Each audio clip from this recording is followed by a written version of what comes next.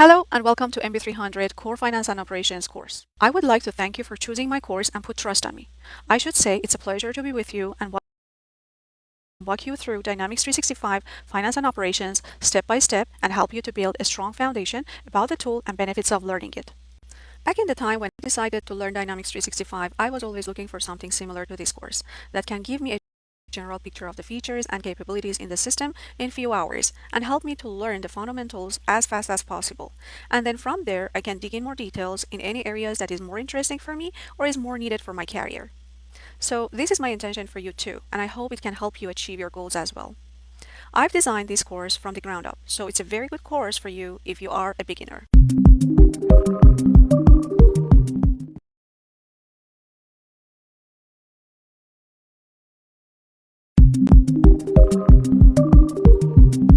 Hello and welcome to this session. I would like to give you some heads up about the roles you might be able to apply for once you've learned Dynamics 365. If you search on internet for Dynamics 365 jobs, you'll see that there are several job opportunities out there for Dynamics 365 finance and operations experts. As we look into statistics, we can easily see that the demand for Dynamics 365 experts have been augmented highly during the past few years, and a lot of organizations are seeking for individuals that have deep knowledge on the tool. Some of the roles that you can look into are such as functional consultant or a business analyst in any areas you are more interested in, such as finance, supply chain, or manufacturing. If you already know the typical processes of any of those areas, let me tell you, the tool can be so easy to work with, and you'll be amazed by so much flexibility and features that the product can provide to you. You can also take Dynamics 365 Finance and Operation Administrator role, in which you're expected to have some Azure fundamental knowledge, as you're expected to manage different environments, plan the deployments, manage data migrations, and manage security. If you have development background and interested in development, you can work as a Dynamics 365 Finance and Operation developer and extend the current tool based on your organization needs using X++ language. And if you have a lot of years of experience and strong knowledge in the tool, you can take Dynamics 365 Finance and Operation Solution Architect role. The cool thing is that in general, in terms of income point of view, they are well paid as well. If you check internet, you'll be surprised that the starting salaries for a BA working on finance and operations starts from 85K depending on the company. So it means that the baseline starts from a very good point. Isn't it a good news? Of course, the more you're knowledgeable about the tool, this goes up, and it can easily go up to 115K for a BA/functional consultant and up to 180K plus for a solution architect. Bottom line, it can seem scary at the beginning, but as you start working with it, you see that the tool is so intuitive and you just need to know the typical processes of day-to-day tasks that can be performed in each area. And once you're comfortable with that, you are ready to be expert in a very short time. Now, just for fun, let's do a quick search together. I'm going to search for Dynamics 365 F&O jobs. Okay. So as you see, the first quick search that I see in my Google result, it shows me like some of the jobs that are available in here, and this is interesting. The title is Dynamics 365 F&O Business Analyst, and it shows 135K up to 135K salary income. I'm going to click on the 25 more jobs to see what else we can expect. Please keep in mind that this list is filtered out based on my location, and if I remove the location, of course, the list will grow. However, even now, the result shows that there is a good demand for Dynamics 365 Finance and Operation jobs. Let's look into some of the titles. As you see, F&O Business Analyst, F&O Support Developer, Solution Architect, Finance Consultant, Solution Architect, Business Analyst, and so on and so forth. So the titles, we already covered them. So I believe this can give you a vision of what you can expect for opportunities available for you once you've learned Dynamics 365 Finance and Operations.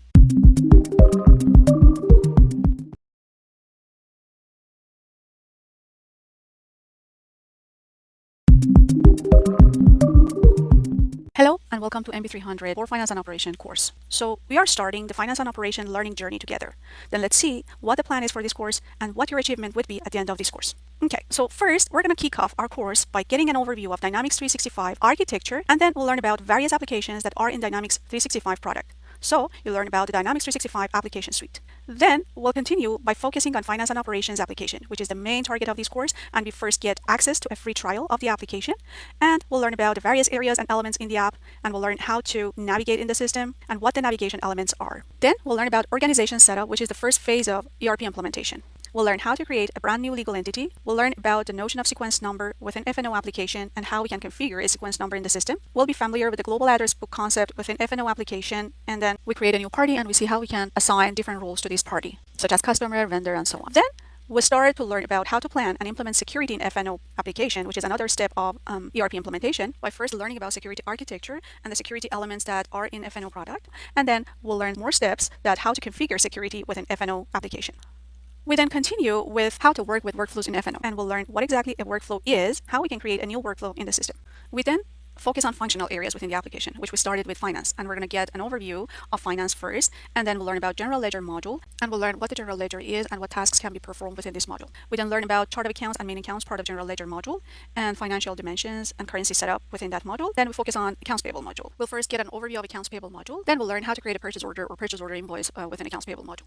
After that, we'll get an overview about accounts receivable module and the tasks that can be performed within it. And then we'll start to try a creation of a sales order in the system and creation of a sales order invoice within the system. Then we're going to get an overview of cash and bank management processes, and we're going to see what exactly the tasks can be performed in this module. Then we'll focus on supply chain management, part of FNO product. Okay. First, we're going to get an overview of the modules that exist within supply chain management and what exactly the high-level picture of supply chain management is. We also learn how to create a product and release it in a legal entity. We'll learn about units of measure and unit conversion within supply chain management, which is a topic that usually is a question within MB300 exam. That's why I've dedicated a session for this topic to make sure that you are able to answer these type of questions. The last topic that we're going to cover within this course is to learn core concepts and common processes in FNO to support manufacturing. We first learn about unified manufacturing concept within FNO, and we'll see how FNO supports 3 different manufacturing types. Then we'll focus on production control core concepts, and we'll review some of the key core concepts such as BOM, resources, or routes and operations. And at the end, we're going to look into the production life cycle and different statuses that a product can get during the production life cycle. By the way, don't forget that at the end of each module, we have some questions, quizzes, and assignments that show you whether you're comfortable with the module's contents or you need to review some sessions. So now, let me know. Are you as excited as I am? Then what are you waiting for? Let's get started.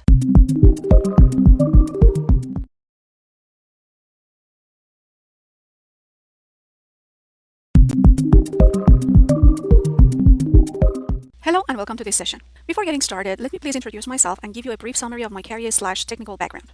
My name is Arezou. I am a software engineer. I've been working in IT industry for more than 17 years, and during these years, I've played several roles and had several hats. I've been a .NET solution architect and senior developer for many years and still so much passionate about coding and designing solutions. You know, I really love analysis. That's why I worked as a senior business analyst for many years. I was lucky to get a chance to participate in develop and design of 2 ERPs and 1 total system from scratch using ASP.NET and SQL Server and many other tools. Beside that, I've analyzed and designed many applications. But what has fascinated me recently in Microsoft products is Dynamics 365, which its extendable and strong platform with combination of huge amount of out-of-the-box features and processes have attracted me so much that I've turned my career to become Dynamics 365 solution architect. I am also Microsoft certified, so the plan for this course is to merge my own experience with Microsoft curriculum to get the most out of it. Now, if you're ready, let's get started.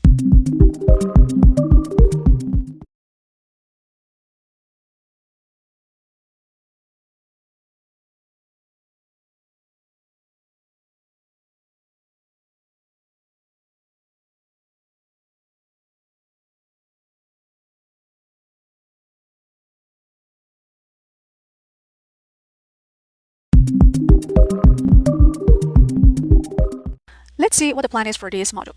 In this module, we'll learn about Dynamics 365 platform and we'll be familiar with the applications that are built on top of 365 platform.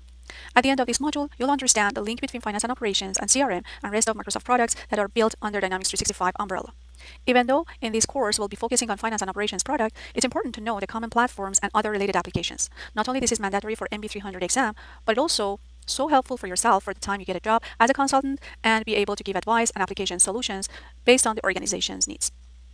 I will also explain about Dynamics 365 architectural SaaS model. And we'll discuss about subscription and billing mechanism behind it, and we'll learn what the relationship is between Azure accounts and subscriptions.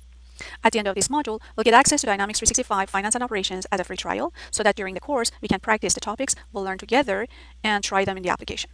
We'll see very briefly the Contoso company's data that Microsoft has provided for us to demonstrate the features and capabilities of the product.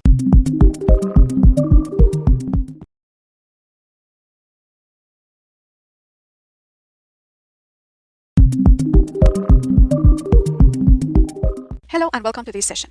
Now let's learn a bit about Dynamics 365 product and its application suite. So Dynamics 365 unifies customer relationship management, CRM, and enterprise resource planning, ERP, built on Power Platform. By this combination of technologies such as artificial intelligence and mixed reality, you can create apps and share data across all applications. Now let's get a sense about business applications that are available in Dynamics 365. There are some model-driven apps derived from CRM and built on the common data service platform, recently called Dataverse, such as Sales, by which you can keep track of your accounts and contacts and grow your sales from lead to order. Customer service. Customer service focuses on customer satisfaction by helping you to manage the services you provide to customers and solve any case or issue that is reported from customer side. Field service. It helps you deliver on-site service to customer locations by combination of workflow automation, scheduling algorithms to help workers while they are on site with customers fixing issues. And at the end, marketing, by which you can automate your marketing process and turn prospects into business relationships. This app works seamlessly with sales and has built-in business intelligence. There are other group of apps that are derived from enterprise resource planning, which are designed for mid to large organizations, such as finance. This app automates all global financial operations, monitor company performance in real time, predict future outcomes, and make data-driven decisions to drive business growth by available artificial intelligence. Supply chain management. It helps you to automate the manufacturing and supply chain operations by available artificial intelligence feature and Internet of Things across planning, production, inventory, warehouse, and transportation management. Supply chain management can maximize operational efficiency, product quality, and profitability. Commerce, which is formerly known as retail. With Commerce, you can build an omnichannel solution to unify back office, in-store, call center, and digital experiences. Human resources. It was formerly called talent. It automates several staffing processes from hiring process, employee retention, benefits administration, training, or performance reviews. Project Service Automation. The Project Service Automation, also called PSA, application, it helps organizations efficiently track, manage, and deliver project-based services from the initial sale all the way to invoicing. There are also some other applications and tools available in Dynamics 365 that let's take a look on them. Business Central, which is kind of a mini ERP app and is a solution for small and mid-sized organizations to automate business processes, including finance, manufacturing, sales, shipping, project management, services, and more. Customer Insights provides insights about customer experiences. You can unify all your customer data across the full range of sources to get a single view of customers. Customer Voice lets you capture, analyze, and act on customer and employee feedback with a survey solution. LinkedIn Sales Navigator. With this app that its data can be accessible within Microsoft Sales is used to empower your sellers to sell their products more efficiently. Fraud Protection. It helps protect your e-commerce business and your customers against fraud and improve your customers' shopping experience. Remote Assist helps all employees in your organization work together from anywhere. It allows technicians to collaborate more efficiently by working together from different locations with Remote Assist on HoloLens, Android, or iOS devices. Virtual Agent. It is a virtual agent that can provide customer service. Customer service experts can easily create bots with AI-driven insights. AI Builder. By AI Builder, you can add AI capabilities to the apps you create and use it. Azure DevOps. It is a compound of development and operations. DevOps is a combination of people, process that enables development, IT operations, quality engineering, and security and produce more reliable products. Power Platform includes 3 applications that are being used across all Dynamics 365 applications, such as Power BI. By this app, you can create dashboards and reports. Power Automate. It is the app by which you can easily create automated workflows to synchronize a file, get notifications, send emails, collect data, and more. Power Apps. This app allows you to create apps on top of Common Data Service or Dataverse and interact with its data. So that was the recap of the applications that are built on Dynamics 365 platform.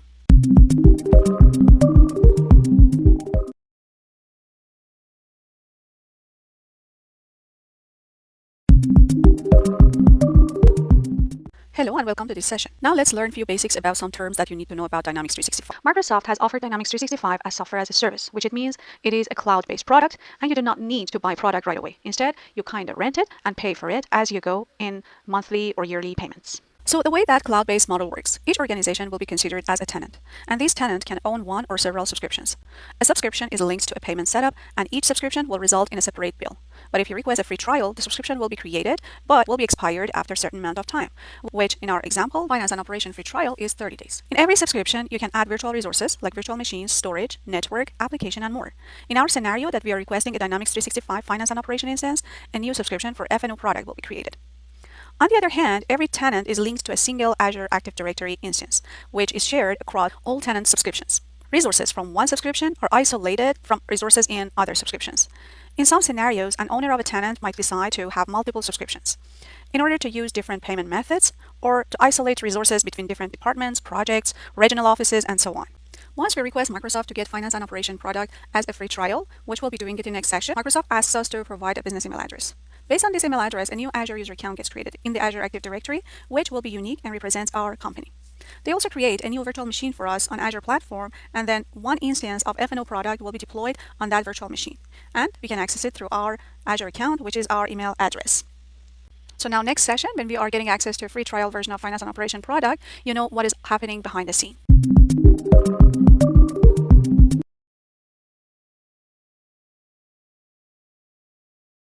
Hello guys, I hope you guys are doing good.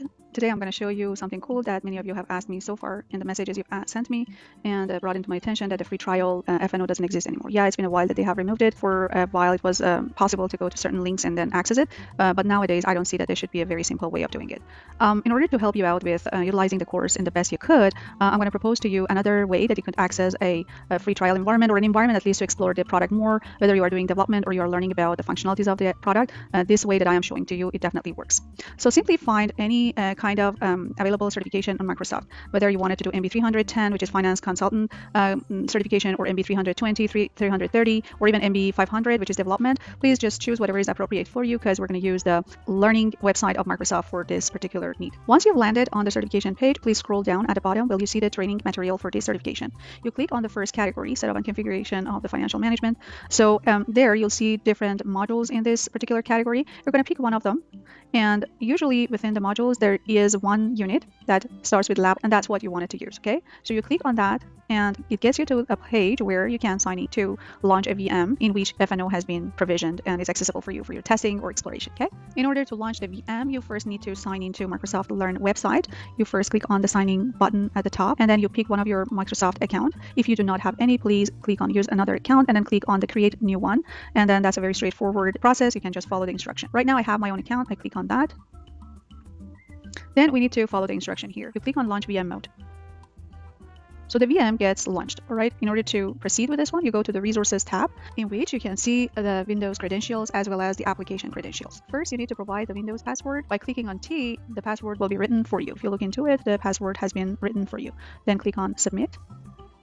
Okay, once you entered into the window on the virtual machine, you click on Microsoft Edge. Okay, at this point, you wanted to use the temporary username password credentials that Microsoft has given to you. Now we're going to use username that has been written on the Azure portal section. Click on T. Next, and then now provide the password, and then click on sign in. It asks for the permission. Click on accept button, and as you see, FNO is getting launched. So you can use this for your training kind of purposes. All the modules are usually available. It's always upgraded into the latest version, so you're gonna have so much fun utilizing this environment. The good news is that if you wanted to even using it for development, you can simply just launch the Visual Studio as well, and then start doing the development and practicing your development skills here too. I hope this helped you and you can enjoy your training. Good luck.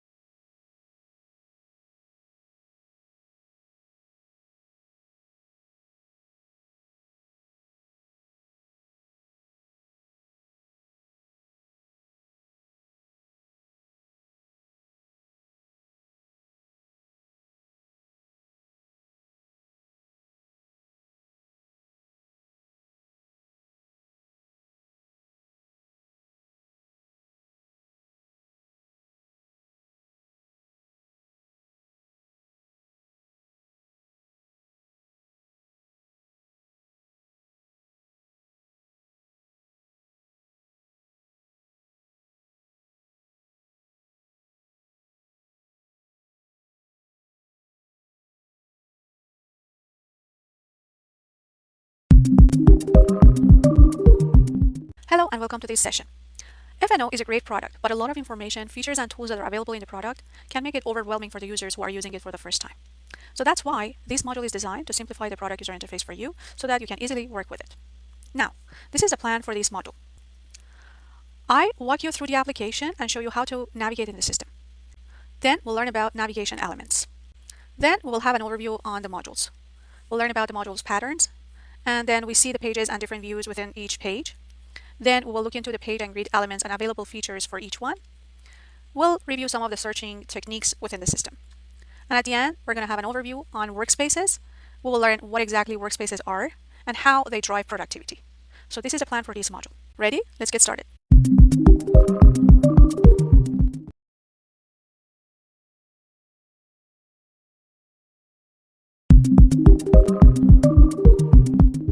Hello and welcome to this session. In this session, we'll take a look at FNO environment together and we'll be familiar with different elements and sections within the tool. Once you open your F&O application, the first thing that you see when you're using trial environment is a welcome message from Microsoft by also informing you that there is sample data and sample setup within the environment so that you can try it in and learn about the features and processes. So I'm going to click on dive in, and then it says you should click on the let's get started so that the features are enabled for you. I'm going to click on let's get started. So in general, the first page that we see is the default dashboard, which contains multiple tiles. Each tile is this rectangular button that behaves like a menu item button.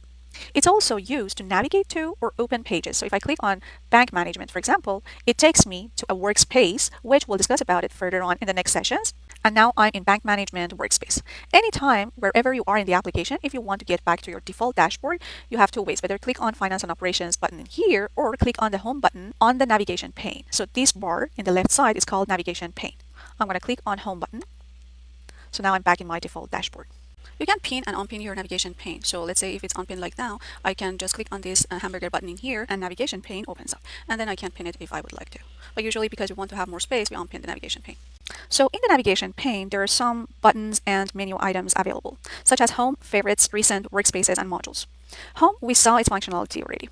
I'm going to start first with modules and then get back to the rest of the menu items. If I open up the modules, you see that there is a huge list of modules that exist within the tool, such as accounts payable, receivable, asset management, audit workbench, common, and so on and so forth. We're going to learn about most of them in upcoming sessions. But just for now, I wanted to show you how a module looks like. So now, if for instance, I click on accounts payable module, you'll see that there are several sub-menu items under this particular module, such as workspaces, vendors, purchase orders, setup, policy setup, and many more. If I open any of these sub-menus, I'll see a lot of pages underneath of each, right? Such as under purchase orders, I have all purchase orders assigned to me, and more. So now let's imagine that all vendors that is under the vendors sub-menu item is the page that I usually access it more frequently. If that's the case, it's going to be a little bit hard every time I come into accounts payable and access the page, right? So one of the cool features that Microsoft has provided is to make that page as your favorite page, okay? So if I click on if I click on star icon beside each menu item, it's going to go under my favorites menu, and then I can access it from there. So then I don't need to come to the module, right? So I click on all vendors star icon, and if I close my modules, go back to my favorites, I'll see that all vendors is accessible from favorites menu. So the next cool thing that Microsoft has provided for us, let's say you're already working on many pages during the day, right? You go create a new vendor, go create a purchase order, pay some vendors through, for example, payments, and do a lot of stuff, right? And then at the end of the day, you might forget what was the last work you were doing, right? In order just to help you for remembering the last visited pages, Microsoft keeps track of your latest or recent activities or recent pages that you visited. How? I'm going to open the all vendors, and then this becomes my last page that I visited. Now, if I go back to recent menu item, you'll see that all vendors is the last page that I visited, and these are sequentially. So it means that before that, I looked into all purchase orders. Before that, I was using data management, and so on, so forth. There is another menu item, which is called workspaces, that lists all the workspaces that are defined within the system. I'm not going to go so much in detail about this because we have a dedicated session we're going to discuss and elaborate on all the features and functionalities that exist within workspaces. There is also a global search feature on top of the page where you can find your pages very easily instead of going to the modules and try to find your pages. So let's say if I know the name of my page, which is all customers, I'm going to type it in. And as soon as I enter some letters, you see that the system lists all the pages that in their name, these letters exist. Not only the page name, but also the location of the page within different modules. The one that I was looking for example, accounts receivable customers. If I click on it, it will redirect me to the right page. At the top right corner of the page, there is a drop-down list which lists all the legal entities that are defined within F&O application. They all belong to Contoso organization that Microsoft has created for our testings.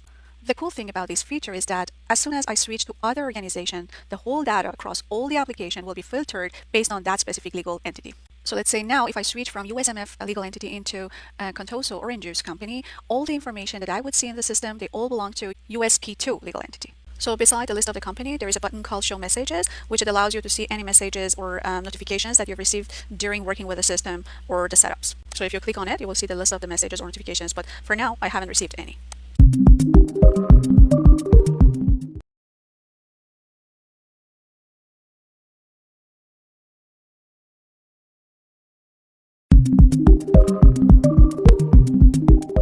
Hello and welcome to this session. In this session, let's discuss a little bit about the modules, okay? So if you look into any modules within the application, you see that we will have several sections available. If I open accounts payable, I see these sections. If I open accounts receivable, I will see these sections, which they all follow the same kind of patterns. So if you just learn one of the modules and what usually you can expect to have within each module, it helps you to understand the rest of the modules as well. Most of the modules have one or several sections about the setup. So whenever you are configuring any modules, there are several setup data that we should set up in the system, and they all exist under the setup. And also the parameters that will be configured for each individual module, they all reside in setup section. Each module includes a parameter page, which usually starts with the name of the module, plus parameter at the end, in which you can set up specific configurations for that particular module based upon your own organization's needs. In general, these parameters control the behavior of the system and enforces the rules and strategies of how you want to control the processes within your organization. There is also a comment section which is called inquiries and reports. Well, as the name shows, this includes all of the relevant reports, built-in reports out of the box that you might need for that particular module. Rest of the sections allow you whether to define your master data for each individual module or allow you to do your day-to-day tasks. For example, as an account payable, you need to be able to manage your purchase orders. You need to be able to manage your invoices or payments. So all of those type of tasks that they usually do, they all exist in the rest of the sections. There are two buttons in here that will help you when you're working with your modules. For example, you can expand all of the pages, or you can collapse all of them. Any of them, if they are open and you want to collapse all, you can do it through these two buttons. You usually, when open any of these sections, like for example in here, I just clicked on the all vendors, we will be redirected to the list page of that particular page, right? So in here, I'm seeing the list of my vendors. There is a section usually on top of each page that is called action pane, which it usually includes action tabs in which there are several action buttons available as well. In the list page, we usually see a grid, and all grids in the system have some common features such as sorting. If you click on any of the fields that are available in the grid, you can see the results in the grid will be sorted based upon the selected field. In order to sort your data, you should select one field and click on the arrow in the right side of the field name, and then choose type of the sorting that you desire, whether descending or ascending. Let's do a quick test on field name and see the result. First, I'll sort it based on the A to Z, which is ascending. So this is the result. And now I switch to Z to A, which is descending, and this is the result. There are a few ways to do some filtration on your results that you see within your grid, right? The first one is that on top of each field, if you click on this arrow button here, it shows you the name of the fields, which underneath you will see the list of the operators available for you by which you can do your filtration. Let's say, for example, in this particular example, I want to search for all names that start with new and apply. So if I want to clear my criteria, I have to click on the field again and then say that clear. And then from here, the list gets back to initial status. Another way is to use a quick filter text box. So let's say at this moment, I will just type few information in here. And once I've started typing, that's where the field selector will appear in here, which it shows me the available fields on the grid from which I have to select my preferred field. For example, in this moment, I will choose name. So the list gets filtered. And if I want to clear it up, I have to delete it and then press enter.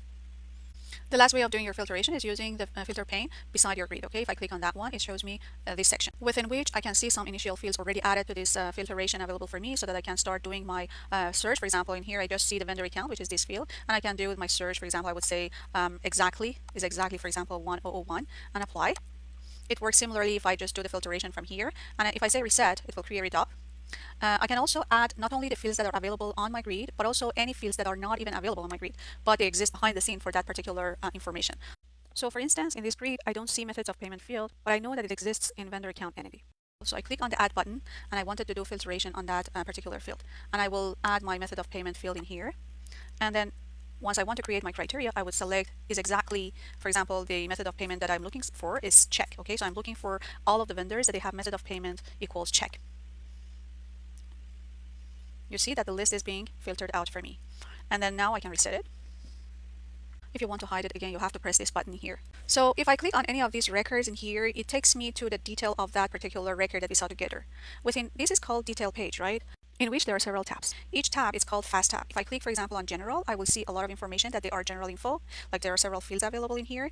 And also if I click on addresses fast tab, I will see the rest of the information that are related to the addresses. It's important to know once you open any detail page, by default, you are not able to start typing or editing the record unless you click on the edit button.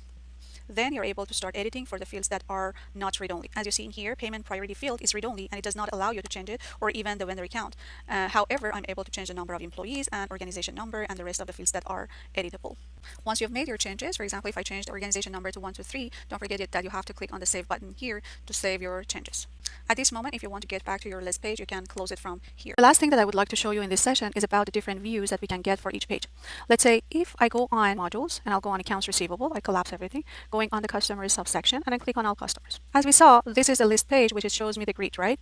If I go on the options tab and going to the page options, and if I click on the go to, you would see the different views of the page that I can have. For example, right now the grid has been highlighted. It means that I am in the grid view. If I click on the details, it will take me to the details page of that record that I selected. For example, right now I am on the first record, Contoso Europe. I click on details. and it takes me to the detail of that specific row that we just selected. If I go in certain other type of information, which they usually have header and lines similar to sales orders, let's say. I am still in accounts receivable. I close this one out. I open the orders section. I click on all sales orders. Usually sales orders has numbers, has customer associated with, which they have been defined in the system as the header information. And for example, the product number 1, product number 2, 3, they are usually the lines, right? So that's how it's been captured in the system. Now, if I click on any of these records and I go again in the options, at this level, as you see, I do not have that go to action in here. However, if I click on my record, and I go to the detail page, within that detail page, now if I go to the options and page options, if I click on the go to, you see that I will have 3 options available. If I click on the grid, it takes me to our original list where we were in, right? And the one that we just selected is already highlighted for us. I close this out, and this time I will click on the header. So if you see here, now all information related to my header are appearing here, and you see that I will have a lot of fast tabs available that they are all related to the header information. Now if I click on the lines, I still have some sales order header fields available in here, which they are minimum information from the header, such as, for example, the name or delivery address, delivery date, very minimum information. But I also have my sales order lines that they are the lines of this sales order. Within each grid as a line, if you click on any record, you usually have another additional information for any individual line that they appear in the line details. So these are additional information that are related to this specific record that I've chosen it in here. And if I click on other tabs, similarly, there are more information, again, in regard with that particular line that have been selected. If I want to see for the rest, I will click on them. I'll remove the first one, and my data will get updated based on the second line. Another option to switch between the different views is these 2 available link buttons top of the page. That this one is highlighted already. It shows me that I'm in the line view, and if I click on the header, it takes me to the header view. But if you want to go back to the list page, you whether close this page out or go to the options and then click on the go to under the page options and click on the grid.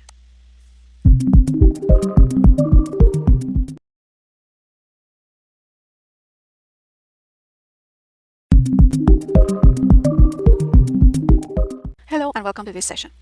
Another powerful feature that exists within each page of Finance and Operations application is called Advanced Filter or Sort, that you can easily find them under the Options tab and under the Page Options sections.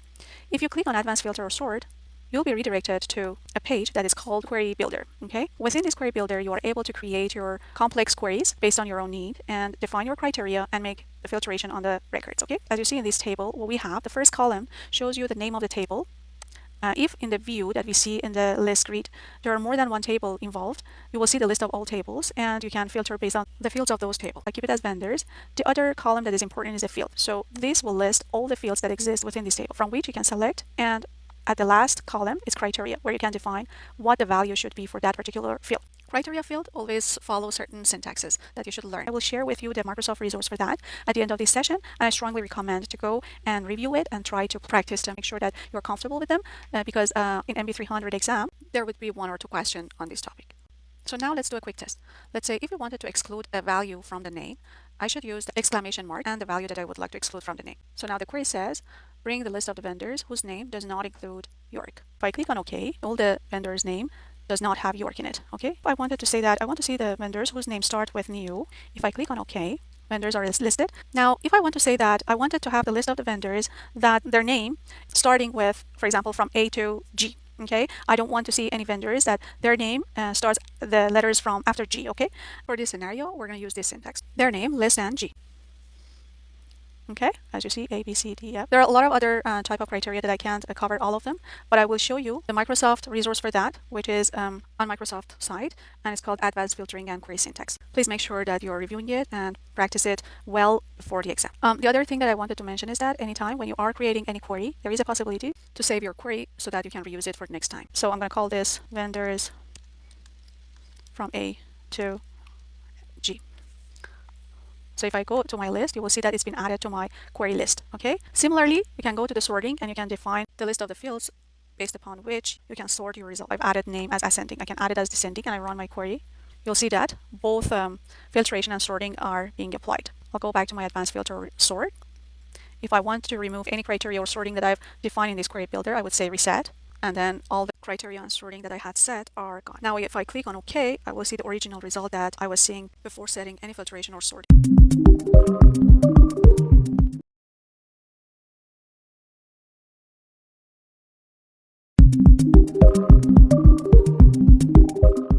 Hello and welcome to this session. Now let's see what a workspace is in finance and operations. Workspace is a one-stop shop for specific activities. There are several ways a workspace can help drive productivity, such as it gives a 360-degree view of activities, no need to navigate to multiple lists. You don't need to navigate to different pages to access activities you'd like to do. The most used ones would be in front of you in a workspace.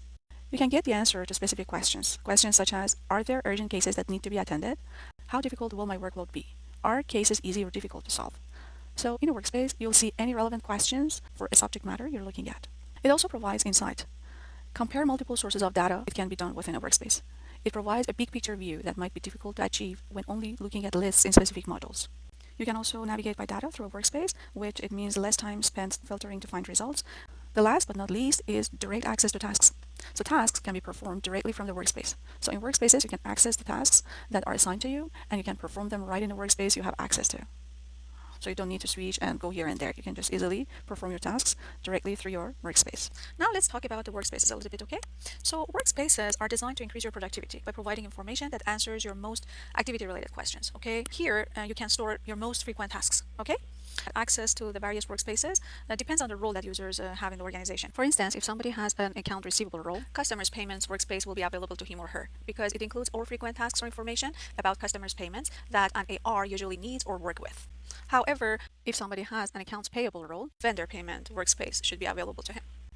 So in order to navigate to a workspace, we have four ways. The first one is on the dashboard. I can click on any of these tiles. It takes me to the respective workspace. Second is I can click on any of the workspaces available under this navigation pane. Third, I can always search for a page on top of the screen. So if I put, for example, bank management, you have to respect the space anything. It searches the whole environment for me and lists all of the pages that in their name includes bank or management, okay?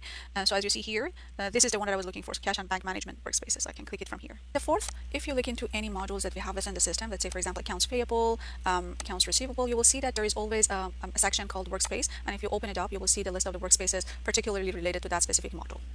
If I go to accounts payable, similarly, I will see just the workspaces that belong to the accounts payable. Now, let's take a look on customers payment workspace as an example together and learn a bit about different sections within a workspace. So now let's go together to the workspaces and open the customers payment workspace in here. Okay, so this is the workspace that you see.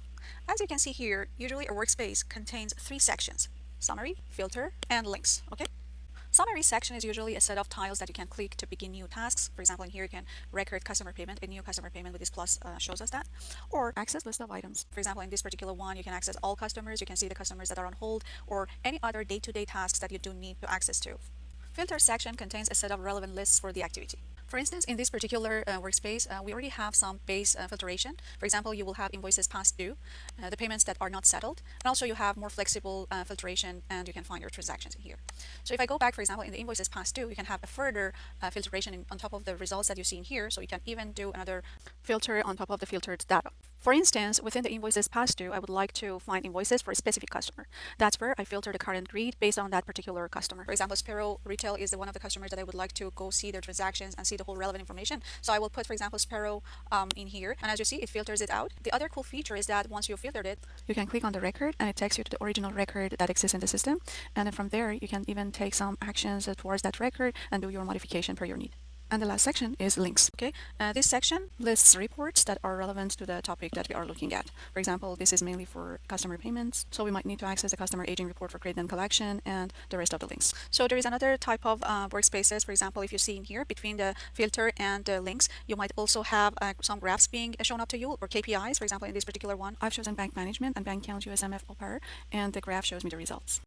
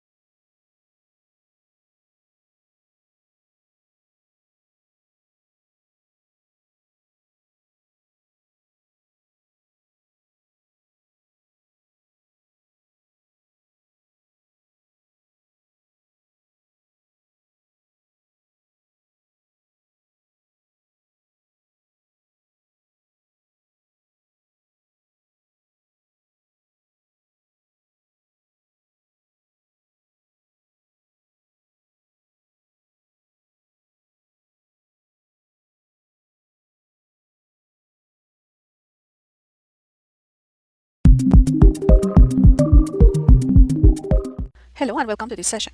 So, for this session, we're going to learn how to set up an organization with an F&O product. So let's see what the plan is. We first learn about the legal entity. We'll learn what a legal entity is within F&O and how we can define it. And then we'll learn how to create a brand new legal entity within the system together. Then we'll learn about the concept of sequence number within F&O. We will see what exactly a sequence number is and what is the role of it and how it's going to be used within the system. And then we will learn how to generate sequence number for a legal entity within the system. We're going to do it together. The last part that within this module we're going to look at is global address book. We'll learn what the global address book means within F&O. And then at the end of the module, we'll learn how to create a new party in global address book. Are you excited to learn about these topics? Then let's get started.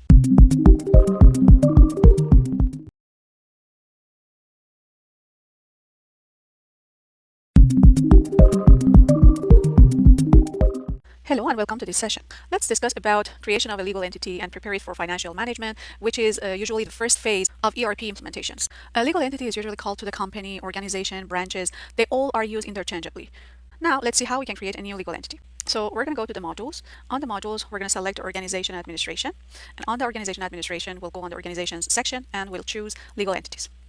These are the list of available companies or branches within the Contoso company or organization. What we want to do in here is to create a new legal entity. Simply, we can click on the new button on top and we will provide the name and the code for our company, and also we'll define the country and region. The name that you're giving in here can be changed in the future, but company code will not be editable anymore. So I'll give the name of demo company to our legal entity and I will call it demo, right? And for the country, I will use one of the existing, actually you can pick it from the list. So I wanted to give the Canadian country to this legal entity. So now there you go, our new legal entity has been created. And as you might notice, it's been added to the list of the legal entities that appear on top of our page. Within legal entity page, there are several fast tabs available for configuring your company. You can provide the addresses, you can provide contact information, statutory reporting, specific fields, registration numbers, and so on and so forth. Even taxation, tax 1099 for the US related legal entities, and many others, right?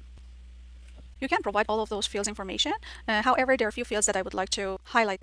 One of them is localized functionality region. The benefit of having this field defined is that within the whole system, any place where it requires some Canadian regulations being applied, the system automatically will apply those regulations. Other information that I would like to refer to is about registration numbers. Some countries such as Canada, Japan, Brazil, Russia, Norway, UK, Mexico, France, Italy, and Iceland have some specific regulations for electronic reporting that each company within those countries should follow and respect. Some of this information is captured in registration number fast tab, and various fields must be filled out based upon the country in where company resides. So for example, if the company's country is Canada, registration number, software identification code, GST and HST account identifier should be provided, and if it's UK, the account's office reference number should be provided. The next setting that you can set for your legal entity is changing your dashboard image, okay? Let's modify the dashboard image for my painting legal entity. As you see, I'm going to choose the banner image type. I'll click on change, and then I can pick the file that I would like to appear on my dashboard. Click on open. The file is uploaded now, and then save. Now I'll close my legal entity and then switch to this PNTP legal entity. And as you see, my dashboard image is updated.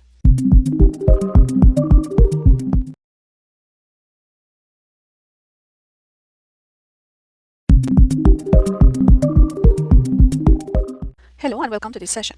In this session, I'm going to focus on all the topics that are mainly part of the exam's questions for MB300 exam. So please make sure that for the exam, you are fully comfortable with the topic and everything is totally clear and you're able to answer the questions.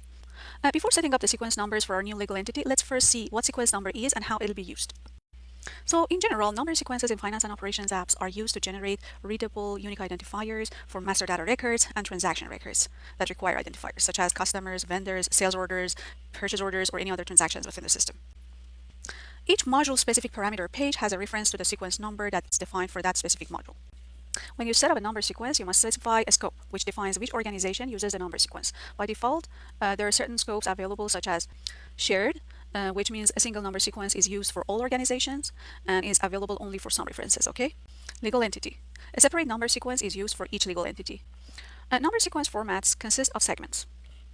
Number sequences with a scope other than shared can contain segments that correspond to the scope. For example, a number sequence with a scope of legal entity can contain a legal entity segment.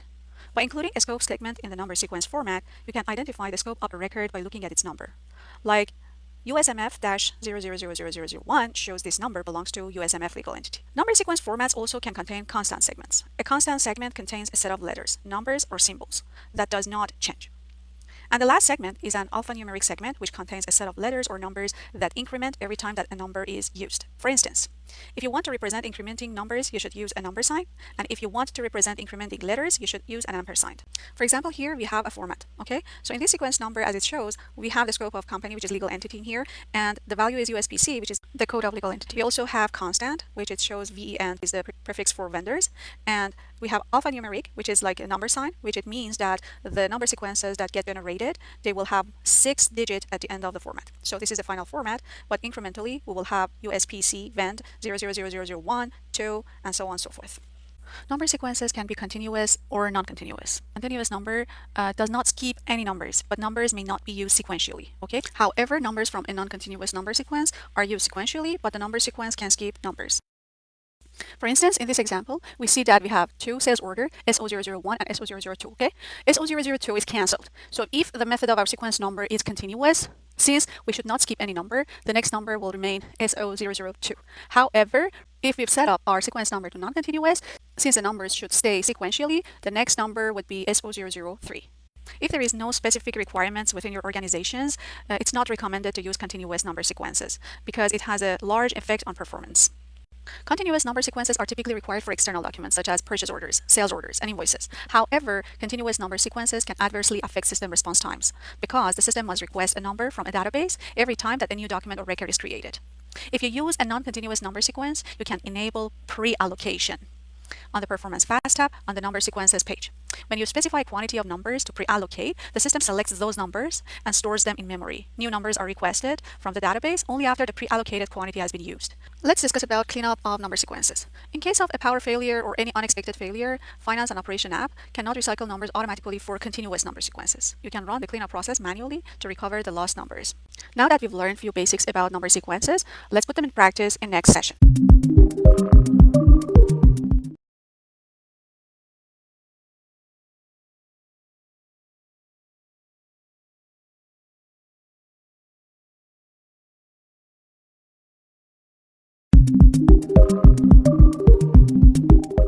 Hello and welcome to this session. Now let's see what we are referring to as sequence number within Dynamics 365. So within the system, if we open any pages that lists information about master data such as vendor, customers, or document information such as sales orders, purchase orders, if you open them up, as I do for all vendors, you will see the first column which represents the record ID, and it's the unique identifier for that particular data that we are looking at. For example, this vendor account is a unique identifier for any vendor in the system. So now if we want to see how the number sequences have been set up in the system for vendor account, we should go to the setup of that particular module we are in. In this example, I'm going to go to setup section of vendors, click on accounts payable parameters, and then going on to the number sequences tab. If I click on this one, I would see that there are several possibilities that I can define a sequence number for. One of them is vendor account, which is the field that we are looking at, right? And it shows number sequence code and some description about it. Okay, it says unique key for vendor identification. The key is used when creating new vendors. All right. So anytime within the system, if you've noticed that there is a drop-down list like this one, and it shows you in the blue color, it means that it's a link and it can take you to the respective record. So this is the code of my number sequence, ACCO313, and now I'm in the detail page of that sequence number. So as you see, this is the number sequence code, ACCO313, that is given to the sequence number. So as you see, the scope has been defined as shared. And if I go on my segment, we currently just have one segment, which is alphanumeric, and it's going to be 6-digit numbers. It's going to be 0001, 2, 3, 4. And if I wanted to add another additional segment to it, you will see that I will have just the option of constant to be added to my segments. And I'm able to, for example, add a specific constant to it, I will say, for example, I want to specify that these type of sequence number that are defining the vendor account, I wanted them to be started with vend. And you see that the format gets updated and it shows me that my sequence number will be vend-6-digit numbers. And if I wanted to change the scope to, let's say, company, and then I choose my company to USMF, for example, because I am currently in USMF company, you will see that the segment of company has been added to my segments, right? And the constant, I have to add it as vend. And then you'll see that my format has been updated as my legal entity name and my constant and alphanumeric segment, okay? Actually, there is another step that I have to set up for my sequence number. And I have to say that this is not a manual sequence number, and it should be always automatically created. I'll click on save, close this out, gonna go under the all vendors. This time, if I want to create a new vendor account, I will be able to see that the vendor account has been created for me automatically with the format that I've defined for my sequence number.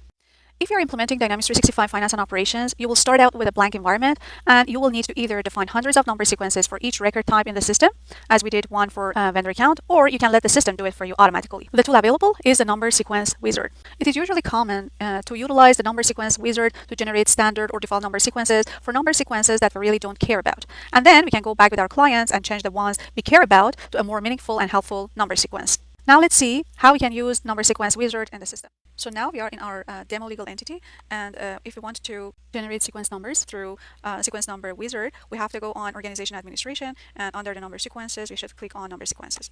As you see, these are the created number sequences within the system so far for other companies that exist in the system. So at this moment, we click on number sequence generate, right? This is the first page that you will see that the wizard will take you to. And what you see here, there's some information that I do suggest that you go and read them. Gives you some information. There are some warning usually when you're creating it, and they are valuable. You can read them. Some of the number sequences, the highest number will be decreased based on to match it to the length of, for example, a certain data type within the system.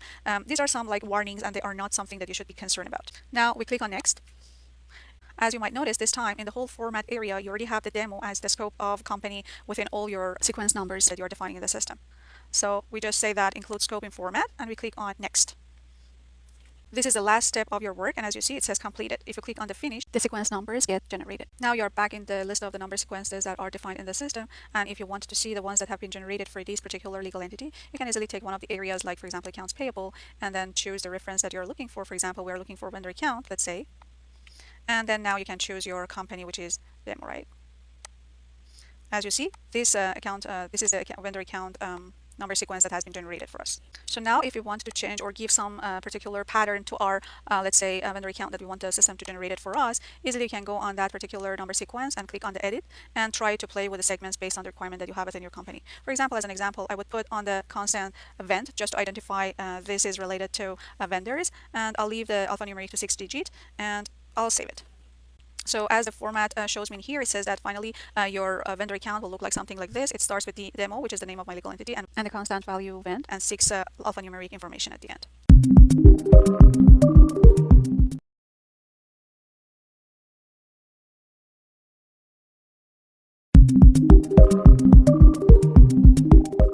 Hello and welcome to this session. So let's see what is the global address book. The global address book is a centralized repository for master data that must be stored for all internal and external persons and organizations that the company interacts with. Okay, when an address changes, the update only needs to be made in one place. All the other associated records are updated automatically. So the data that is associated with party records includes the party names, address, and contact information. Other details vary depending on whether the party is a person or an organization. Okay, each party record is assigned to a party, and each party can be associated with one or more party roles in a company. Party roles include customer, prospect, worker, user, vendor, competitor, applicant, and contact. So who is a customer? Of course, individuals, companies, or other entities who purchase goods and services that are produced by other individuals, companies, and entities. Prospects, this party might provide a service or benefit to a legal entity. Worker is a person who assumes the role of an employee or a contractor and who is paid in exchange for services. Vendor is a party that supplies products to one or more legal entities in exchange for payment.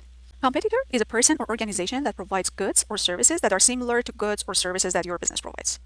Applicant is a person who makes a formal written or electronic request to work for or fill an open position in an organization.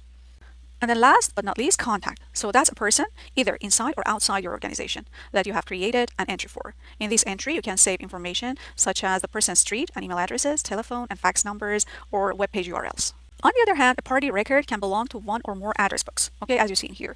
Each party record can store one or more locations or addresses and is assigned a party role. The role that is assigned to the party record can have specific transaction types associated with. The global address book can help you understand the relationships among people and organizations that are associated with your organization. For example, a customer can also be a vendor in a marketing campaign, or a worker in your organization can also be a vendor.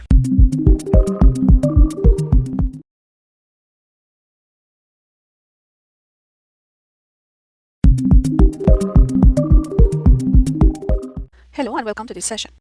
So now let's see how we can create a party within the system, whether it's a customer or a vendor or applicant or any type of other party roles that we've reviewed together. For that purpose, you need to go to Organization Administration module on the Global Address Book section and click on the Global Address Book. The system will show us the list of the existing parties. There are always two scenarios that might happen. Whether I already know the party that I'm creating, it belongs to a vendor group or it belongs to customer group, or at this moment, I do not know what the party role could be in the future, right? So what I'm going to do, I'm going to go ahead and click on the New, I will just define the party within the system. There are a few information that are mandatory and I have to provide when I'm creating a new record. First of all, I have to make sure that what type of party I'm defining, whether it's an organization or it's a person.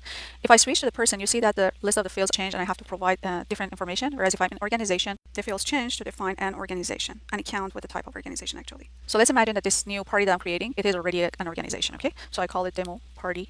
So as you notice, the minimum information was just giving a name and the type, right? You can always get back and edit the record and enter more information as you learn more about your party, okay? In the fast tabs below, you can add more information such as addresses, contacts information, relationship, and roles. In relationships fast tab, you can provide the relationship between this particular party with the rest of the parties that exist within the system. Let's say, as an example, I just click on this one. There are several relationships that can be defined between this party and existing ones. Whether this can be a child, for example, of one of the existing parties, it can be an agent, it can be a beneficiary org, or you see that there is a big list out of the box available for you from which you can always pick your desired one. So the next fast tab shows us the role. So what is the role of this party within the system? For now, we do not know what is the role of the party. But let's imagine that now I've decided that this party is considered as a vendor for me in the system. So what I'm going to do in here, I'm going to go click on the vendor. System takes me to the vendor page, as you've noticed, right? So you see there are a lot of other fast tabs available because these are the configuration that can be done for your vendor in the system. As you see, the name has been populated based on the party name that I've given to the party record. We can always change this one if you do not like it. But for now, I would like just to put the okay, I gave the vendor account number. There are certain mandatory fields that you have to provide when you're creating your vendors, and that's for that, right? Again, similarly, you can always provide as details as information you always have. If not, this is the minimum information that is required to create your vendor. I click on save. There you go. So our vendor account record has been created within the system with the demo party name, right? Let's go back to our party. This is our initial party that we created together. And if I go into the roles fast tab, it shows me that the role of this party is vendor. And this is the vendor account ID. I click on this one, it takes me to the vendor record directly. There is another way to just see what you've created within the system and accounts. If I go to accounts payable to see the to go to the vendors, I click on all vendors, you will be able to see the demo party record that we created it from our global address book. Another point that I would like to tell you is that let's say if you are not going in the global address book, just decided to go to the vendors directly and create your vendor record in here. If I click and I create a new, for example, vendor, let's say I will create, right? And I will call it demo vendor.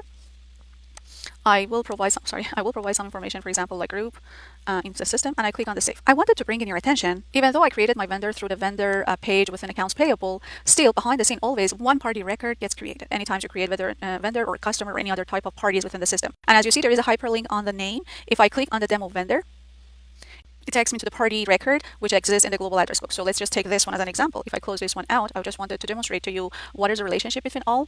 Now, if I go back to my global address book on the organization administration, and I will filter it out based on the demo vendor that we've chosen together, you see the party record has been already created.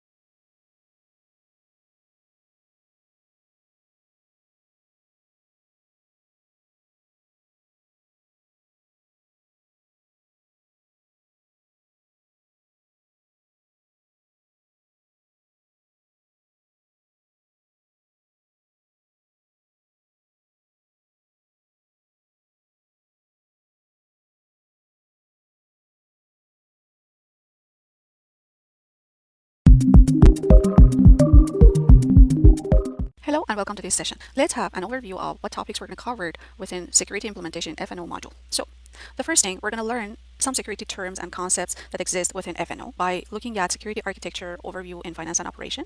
And then we'll learn about these terms such as authentication, authorization, auditing, roles, duties, privileges, permissions, and so on. Okay. Then we'll learn about another concept that is called segregation of duties, and we'll learn how it's been implemented within FNO. And then we'll see how we can leverage segregation of duties feature within the system, okay? And last but not least, we're going to look at some security reports, such as user roles assignment, roles user assignment, and so on. Are you excited to learn about these topics? Then let's get started.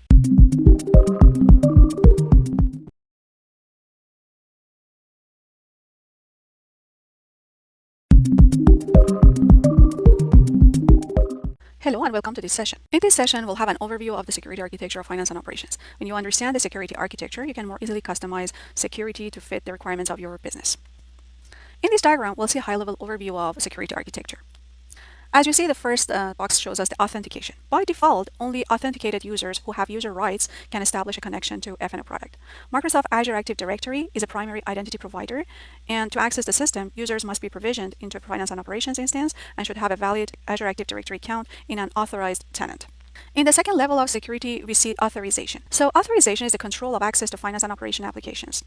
Security permissions are used to control access to individual elements of the program, like menus, menu items, action and command buttons, reports, service operations, web URL menu items, web controls, and fields in the finance and operations client.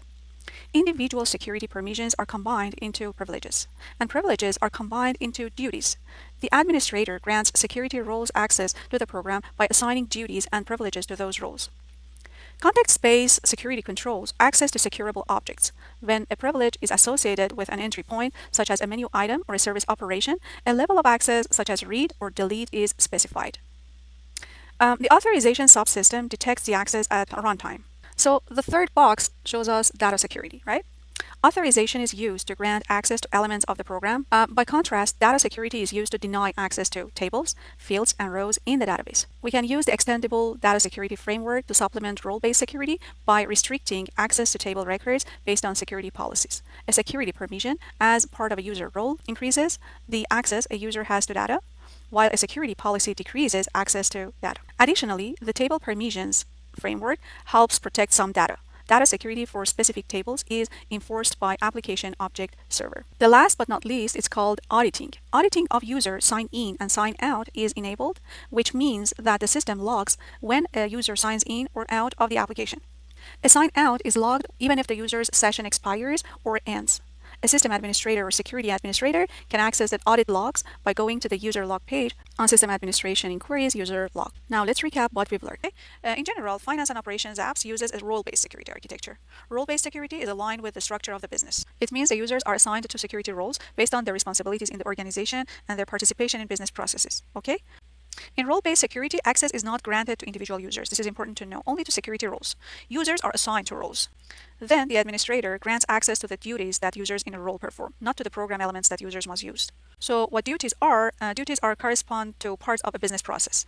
The administrator assigns duties to security roles. Okay, a duty can be assigned to more than one role, and in finance and operations apps, duties contain privileges. For example, the maintain bank transactions duty contains the generate deposit slips and cancel payments privileges.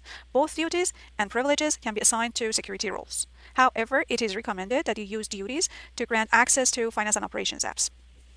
Now, what is a privilege? Okay, a privilege specifies the level of access that is required to perform a job, solve a problem, or complete an assignment. Okay, it also contains permissions to individual application objects, such as user interface elements and tables. Okay, for example, the cancel payments privilege contains permission to the menu items, fields, and tables that are required to cancel payments. By default, privileges are provided for all features in finance and operations apps. The administrator can modify the permissions that are associated with the privilege or create new privileges. About permissions, as we discussed earlier, it represents the access to individual objects such as menu items, tables, forms, services, or reports. So it is important to know that each function in finance and operations apps, such as form or service, is accessed through an entry point. For example, menu items, web content items, and service operations are referred to collectively as entry points. And of course, through setting up the right permissions, you can always modify the access level to those entry points.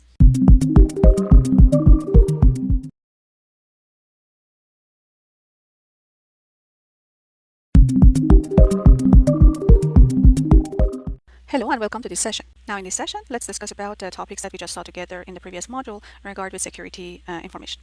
So if you go within F&O product, you need to go to the system administration module. And as you see, system administration is the module that includes the related information in regard with the security of the system. And it has a workspace. Of course, you can go on the system administration and access most common pages or activities that you would like to apply on your security configuration. You also have users by which you can manage your users, and there's online users, user groups, and user requests. And then also you have security, that there are some features available in there for you to manage and configure the security of the system. The other feature that I would like to discuss about is about inquiries. We'll review some of the reports that are related to the security. So if I go on the users and users, in here you are able to see the list of the users that have been defined in the system, and you can also create any new users based on your own need. For now, this is the user that I'm using, which is admin. So this admin user is the user that is connected to my business email address. We saw it together. And when I'm connecting to FNO, I'm using this particular user. If I want to see the roles that are associated to this user, if I click on, for example, this one, you're able to see the roles that users roles, right? There is a fast tab in here that it shows us what are the roles assigned to each user.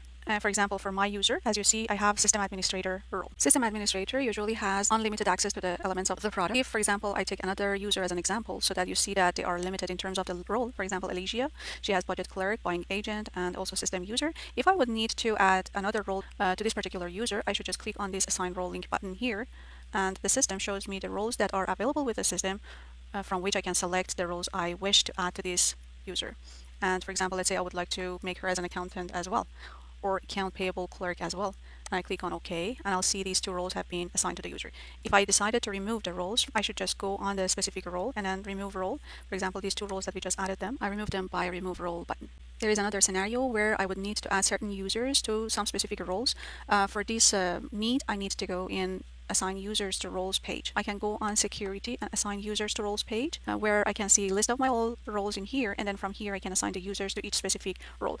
There are two more points that I would like to highlight about the user. If I want to see the list of the online users, I can click on online users in here, and where I can see all the users that are connected to the environment.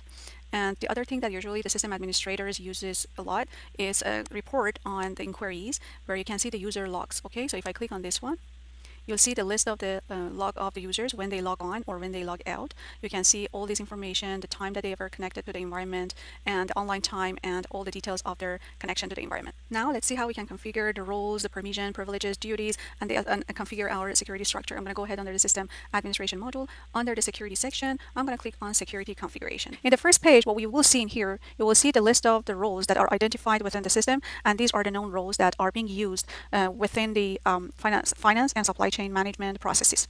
For example, we have accountant, accounting manager, accounting supervisor. So these are all related to the finance, right? The other section that you will be able to see is the description, which is like it gives you the description for any particular roles that you've selected. And it has the AOT name. What is the AOT name? So AOT represents the application object tree, which it contains all of the definitions of the elements that are used to build Microsoft Dynamics, such as classes, tables, forms, and so on. So the AOT name of this particular role is, for example, called Ledger Accountant. So for the time that you are developing to extend the application within the code, if you want to access this particular, for example, role, you should use AOT name. Okay, you're not using the display name that you see it in the role list. The next section is references. So as you see, there are several references associated to each individual role. And for each role, one or more of these references can be set up. If there is any plus beside any of the references, that indicates that the setup has been done for it. Now, if I click on table, these are the list of the tables that some access have been configured for this particular role. So if you look into this one, for bank account table, the read access is granted, update, create, and delete is on set. Okay, duties associated with that particular role. We can have even hierarchy between the roles. I might have the parent role.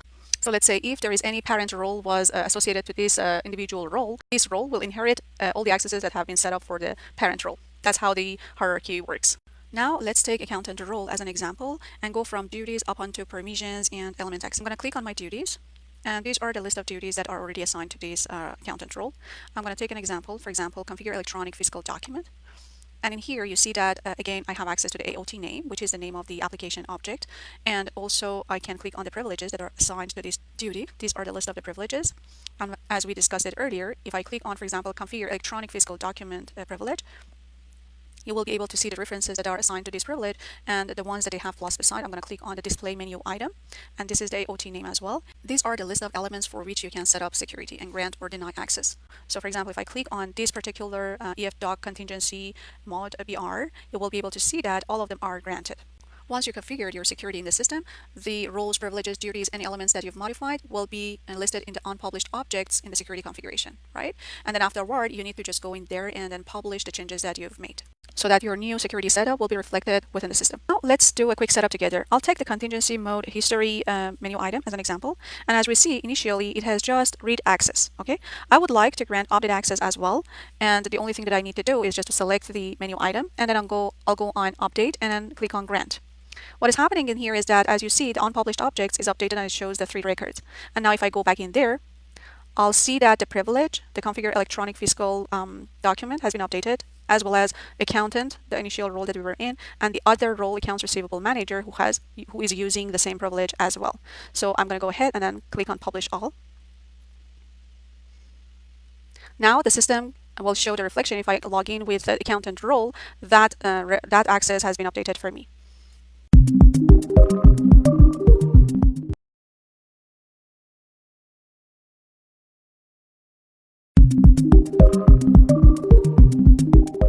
Hello and welcome to this session of duties concept within Dynamics 365.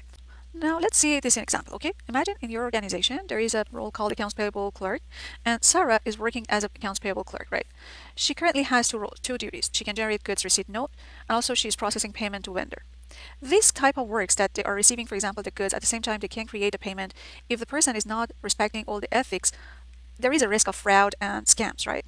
For this reason, we say that, you know what, I would not like her to acknowledge doing the two tasks together to perform both tasks.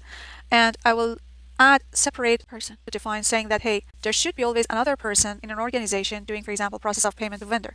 So we cannot give these two tasks together to the same person because there is always a risk of fraud. So in order to comply with regulatory requirements such as those from Sarbanes-Oxley, International Financial Reporting Standards, and the United States Food and Drug Administration, you can definitely use segregation of duties. The point is that default duties are provided, and the administrator can modify the privileges that are associated with the duty or create new duties. So within the system, you can set up rules to separate tasks that must be performed by different users. For this, you have to go to System Administration and go to the Security section, and there is a subsection called Segregation of Duties. And then by clicking Segregation of Duties Rules, in here you can define the duties that you would like to be segregated. If you click on the New, you can give a name. Let's say I will just name it as IFRS. And then from here, from this list, you can pick, for example, the duty that you would like to be segregated. The first one, I would just, as an example, I will choose any of those. For example, approve budget plans. And the second duty that should not be conflicted, it should not be performed by the same person. For example, I would put approve closing transactions. And I will name it as the severity medium, and I save it. Once you've done this setup in the system, if within the security configuration and user assignment to the roles, there is any conflict within the system, you can always consult it by clicking on the segregation of duties conflicts. So I will click on the segregation of duties conflicts.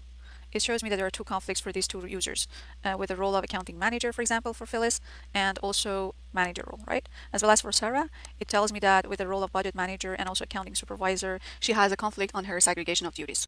Now, in order to identify and resolve conflicts and verify whether user role assignments comply with the new rules for segregation of duties, you can run verify compliance of user role assignments. So let's do that.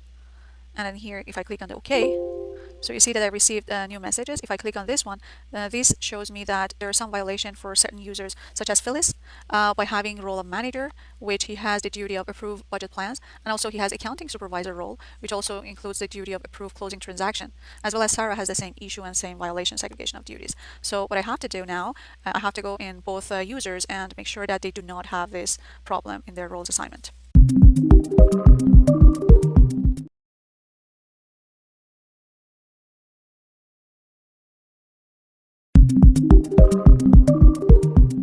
Hello and welcome to this session. In this session, let's focus on security reports that exist within the system. Finance and Operations Apps provides a set of rich security reports to help you understand the set of security roles running in your environment and the set of users assigned to each role. So security reports can be found under System Administrations.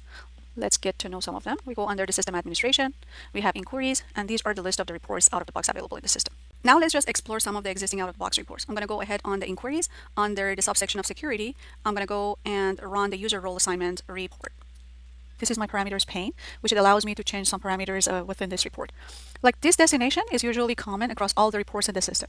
If you want to open it up, it allows you to print your report, whether on the screen, the one that we've seen together, or send it for the printer, or create a file, or email it to anybody that you wish to. I click on OK because I don't want to change these parameters. There is another section when you can limit the records that are being shown in your report. In Advanced Filter page, you are able to create your custom queries for any specific areas you are in. In this example, we would like to filter our report based on, for example, the specific ID, Alicia, okay? So let's see the list of the columns that exist in your query builder read. The first field is a table name, because sometimes it happens that you might have several tables to create any report or any views. That's where like several tables will be listed in here. But in this specific report that we are running, we are just looking into the user information table. All right. The next column that you would be sensitive about is the field column, right? In here, all the fields that exist within this table will appear, and you are able to choose any of them and then provide the criteria you're looking for. So for our example, I just leave it as ID, and I'll just say that I would like just to see the ID of Alicia as a criteria. You are able to add another criteria based on your own need. For now, I don't need it, and I'll remove the new one, and I click on OK. Now my filtration has been properly done, and I will click on OK. So as you see, this time the report is just filtered out based on just Eligia's role. Let's take a look on another report, role to user assignments. Okay, so I'll click on the report. So as you see in this report, now we'll see the users that are associated with each individual role. So for example, for accountant, we will see that Casey, Oscar, retail service account, Stan are associated with. So the next report that I would like to demonstrate it to you is security role access. Security role access report provides a view of the effective permissions for each security role. Okay, so if I click on this one, you see that you can choose what security role you're looking for. For example, in here is just suggested to use accountant, but you can choose any of the roles you're looking for. I will change it, for example, to accounts payable clerk, and then you say that which securable type or item you're looking for. For example, do you want to know which web control are accessible for this particular role, or for example, what menu item displays are available for this particular role. If you want to see all of the permissions that are associated with this specific role, you leave it blank, okay? And you say okay. So as you see, this report provides a flattened list of permissions grouped by type across all sub-roles, duties, and privileges contained in the role. For example, if I open this up, as you see, there are like two items or privileges available. If I click on any of these items, it shows me that what are the access that are granted for each particular object within that menu item. For example, applicant anonymous. The report indicates that there is a full control for this particular object on this menu item.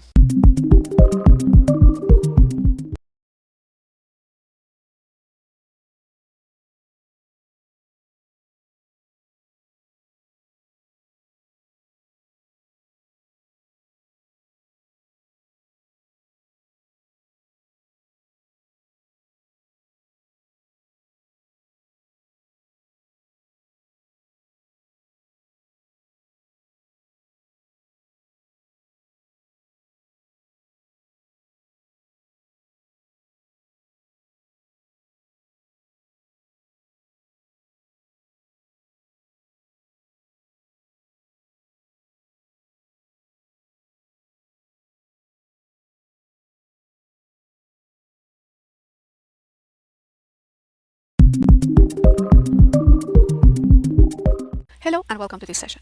In this session, we'll see what topics would be covered in regard with workflow feature in finance and operations, and what you'll learn at the end of this module. So, first thing, we have to learn what is a workflow in general. So, first thing, we'll learn what a workflow is. And then we'll look into the workflow types and learn the workflow types in various modules within F&O product. And at the end of this module, we'll learn how to create and set up workflow within the system. We will learn how to work with workflow editor, and we will create a purchase requisition workflow using workflow editor at the end of the module. Are you excited to learn about these topics? Then let's get started.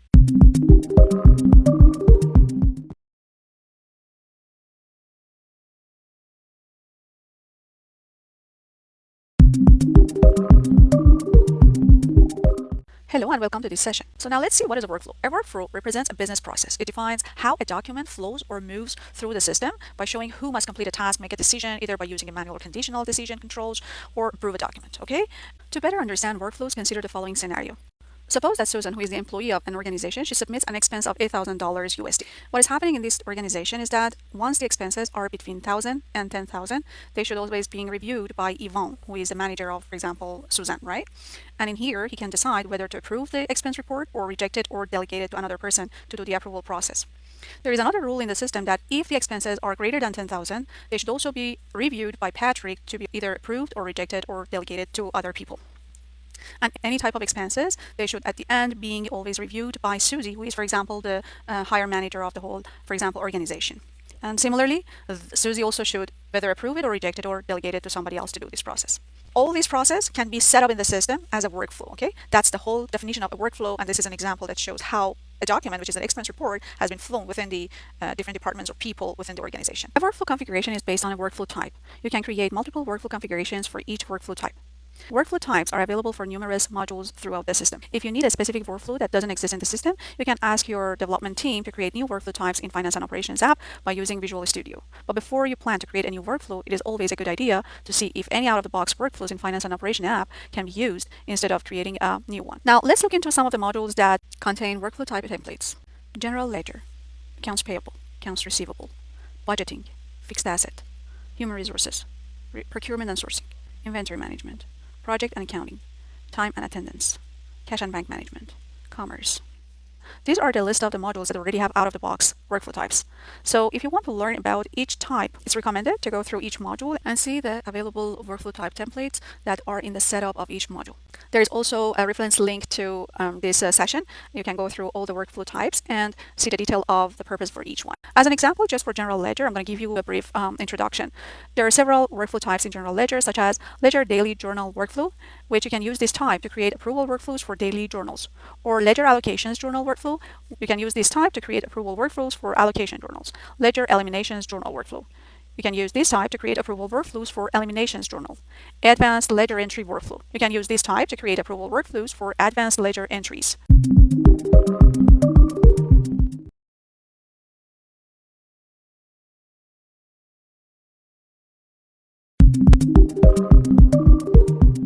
Hello and welcome to this session. So in this section, we wanted to create a purchase requisition workflow together to learn how to create and set up a workflow within the system. But before a purchase requisition can be submitted for review, we need to configure the workflow, okay? So let's do it. Let's go to USMF, legal entity. You know how to do it, right? So for purchase requisition, we need to go to procurement and sourcing module. And within this module, we're going to go to setup and we're going to go to procurement and sourcing workflows. I'll click on that one. Before creating a new workflow, let me just explain a few things in here. So as you see, I already have some workflows within the system defined. This is the name of the workflow. There is an ID associated with, and this one tells me that what is the type of the workflow that has been defined. There is association field which shows us the scope of the workflow. So for example, this particular workflow purchase requisition line review shows us that association is organization wide. What does that mean? It means that it will be applied for all legal entities. However, for example, purchase order workflow will be applied just for USMF legal entity. Now let's create a new workflow. I'll click on new. So these are the available workflow types out of the box within the system, okay? And you can choose any of them as a template and then make your modification based on your need within the organization and then activate that particular workflow that you've already modified. So the description field in here, it explains to you that what is the main purpose of each workflow type. For example, in here, this one, purchase requisition review, tells us that this type will be used to create review workflows for purchase requisitions. Whereas the second one is purchase requisition line review. And you can use this one to review workflows for purchase requisition lines, not on the header, it's just the lines, okay? Well, the rest you can read them whenever you have time. For now, I'm going to use the purchase requisition line review. Okay, so let's click on it. Don't worry about this warning in here because this is a policy of my computer that it tells me. This is another application that Microsoft uses to edit your workflows, and it's called Workflow Editor. I say keep it. And as you see, my application is downloaded. If I click on it, so I wanted to tell you one thing. As you've noticed, I'm not able to start this application. My computer is not able to start this application. It tells me contact the application vendor. Don't worry about this because I've noticed this exists for the Chrome browser. If you switch to Internet Explorer, you would not get this error and you will be easily using the editor, okay? So I click on OK. So I will copy this link, this URL that I have on Chrome browser into my Internet Explorer. And as you see, it redirects me to the same page, okay? Again, I'll click on New. And I will say Purchase Requisition Line Review. So I'll click on this one. The same step, except the fact that this time the application is asking me whether I would like to run the workflow editor on my environment or not, and I would say run. It takes a little bit of time to do the installation of the application, and now again I have to log in. Should use the same credential that we use for logging into the trial version. And there you go. Now we are in the workflow editor. Let's take a look on the workflow different panes, okay? This main canvas is where you put all your elements on, and this will define the workflow process you were planning to configure. And these are workflow elements. These are the objects that can be dragged and dropped on the canvas, and they all have different purposes. We'll get back to them. This is an action pane. And down below, we can see the error pane, where it shows you the warning or errors that exist within your editor. So before clicking on properties, make sure that you click on canvas so that the rest of the items on your action pane get enabled. So now I click on properties. There are some information that you can provide for your workflow. For example, you can give it a name, a meaningful name. For example, in here, we're going to call it, or accept the default. This is the default that has been given, but I would put demo at the end. As well as I can even provide the owner of this workflow, who's going to be the owner. And also what I'm going to do in here, I can even provide the submission instructions. For example, I want to tell him that, hey, review this purchase requisition. Okay. And you can put a placeholder. Within the placeholder, what it does, brings all of the fields that are available on the document that you are moving within your workflow. For example, if this is expense report, this information can be dynamically being added to the submission instruction that you added it earlier. So it's up to you. For example, if purchase requisition lines, for example, amounts is a good one. Let's take that one. I say that purchase requisition line amount, for example, purchase requisition lines, right? And if I do so, the person who has to approve it receives it. He's going to receive this message that, hey, review this purchase requisition line. And dynamically, this line amount will be written here. If it's $1,000, for example, dollars, it's going to appear in here that the amount is $1,000. You can also provide some conditions for running this workflow. If you click on this one, you can say that whenever the amount is greater than 1,000, then the workflow gets fired. For now, I'm not going to define anything, okay? You can also send notification. You configure the workflow the way that which moment you're expecting the notification being sent. Once the workflow is completed, once the workflow is started, when it's terminated, like you can send like notifications in several stage of your process. And at the end, you can define any notes that you would like to be captured or comments about your workflow in here. For example, in our scenario, we wanted to say that if the amount of the line is greater than 10,000, would like the workflow gets triggered and send a notification or a message for approval into, for example, another person, okay? So what I'm going to do in here, I will put the conditional decision, and I double click on it. I said properties. I would say, for example, if my line approval amount is greater than, for example, let's say here I put 10,000 bucks. Okay, this is one of the conditions that I put in here, and I will call it greater than amount is greater than 10,000. This will appear on the canvas. You will see it. So you see it shows us if the amount is greater than 10,000, what I'm going to do with it, okay? I would like to approve that purchase line. I click on the steps here. There are a few things that we should configure in here. I would say amount approval, and then here I would give it instruction. Please check if the amount can be approved since it's greater than 10,000, right? Secondly, I can go, and this is step 1, and I would say that here, this will be assigned to manager. I'll go to assignment. In here, I'd have several options. I can have none, so I wouldn't assign it to anybody, which is not supported at this level because anyways an approval should be done. You can assign it to a specific user. You can go in here and then go to the next tab where you can identify your specific user. You can also assign it to the hierarchy, which is going to look into the organizational hierarchy, and then you can choose, for example, managerial hierarchy, which it tells us that, for example, who is the manager of this person who has sent the expense, who has to approve it. You can use any of this. For now, I just leave it as users, and I will keep admin, the person who's going to receive the email. You can always say that, okay, what would be the condition to trigger this one? I said that always run this step. Run this step only when the following condition is met, but for now I'll leave it as always run this step. So now I'm within the approved purchase requisition line number 1 sub process. If I want to get back to my main canvas, I have to click on workflow in here, and this shows it to me. We should always make sure that the link between the elements is already in there.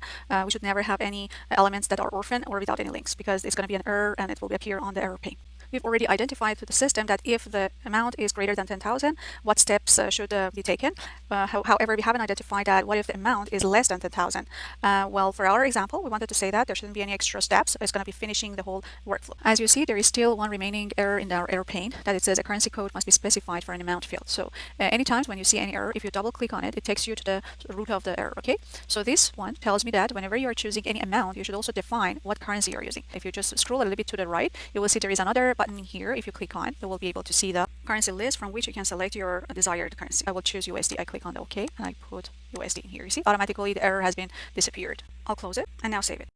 The system allows us to do modification on the workflow, and every time that you're creating or modifying any workflows, you can always have a comment and put your notes that what was the reason of the modification or what version did you define for that modification. So once you create a workflow, then you need to activate the workflow, right, in order just to get fired within the system.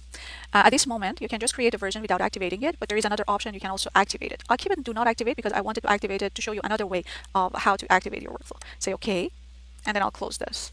Now that we've created our workflow, we need just to close this one, and then also I have to make sure that I'm refreshing the page. Once I've done that, then I'm able to see the new workflow that we've just created together. This is the one that we created together. I should also activate it because we can have several versions of the same workflow type. As you see here, I have another one, purchase requisition line. I have another one in here, and I have the new one that I just created it, right? What I'm going to do in here, you see the ones that are defaulted are the active ones in the system. So in order to make this new workflow as a default workflow for purchase requisition line, I click on it, selected it, and I would say, I go to the action pane, say set as default. Okay, now as you see, it's removed the default from the first line and added it to my new line. Now the workflow is activated in the system. From now on, every time when any expense reports is submitted, the admin user will be the first person who's received it if the amount is greater than 10,000 to take the appropriate action, whether to approve it or reject it or delegate it. Otherwise, it's going to go ahead in the rest of the process.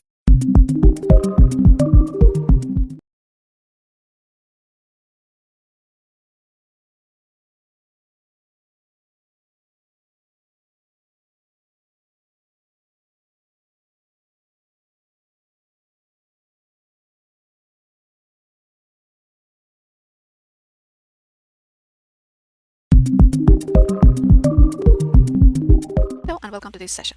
In this module, we'll get an overview of finance features and processes that are available in Dynamics 365 F&O, and we'll set up some master data, and we'll try some of the processes within the system. However, I should tell you one point that even though we'll learn some setups, we can't cover all finance configurations and setup within this course. That will be so tedious and has its own curriculum and can make this course never ending. So For this course, I'll make sure you are familiar with some core concepts and most common features that are also required for MB300 exam. We're going to start with an overview of finance modules, and then we're going to dig into general ledger module. We'll learn how to create fiscal calendar. We will also look into chart of accounts and main accounts together. We'll learn about financial dimensions and currency setup. We'll also look into general journal briefly. We'll learn about accounts payable. We'll look into the vendor accounts together and some of the actions that can be performed from vendor account view page. We'll look into the purchase order and how we can create a new purchase order. We will learn how to convert a purchase order to an invoice. Then we'll learn about accounts receivable. Similarly, we'll look into the customer account. We'll be familiar with sales order process and how we can create a sales order within the system, and then we'll convert it to the sales invoice. The last module that we're going to look at is cash and bank management, within which we're going to look into bank accounts, bank reconciliation process, letters of guarantee, letters of credit. We'll review all of these features within the system. Are you excited to learn about these topics? Then let's get started.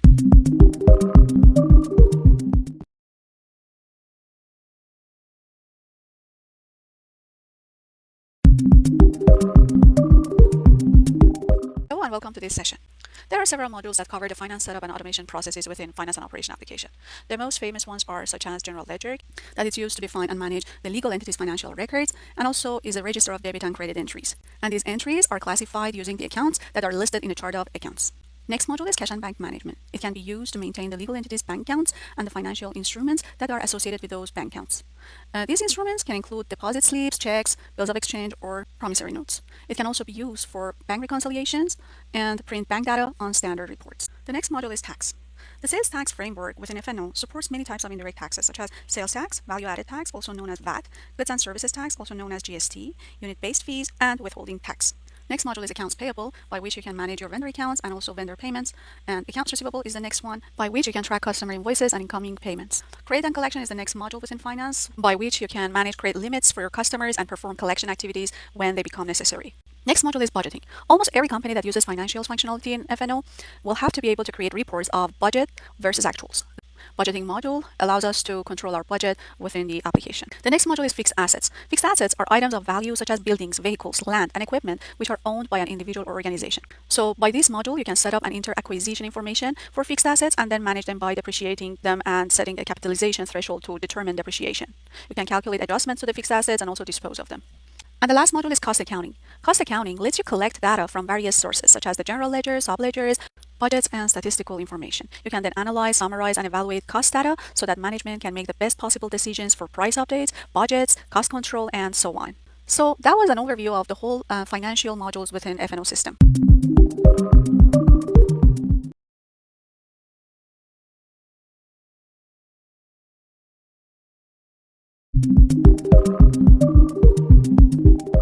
Hello and welcome to this session. So what we can do within General Ledger. You can use the General Ledger module in finance to define and manage the legal entity's financial structure.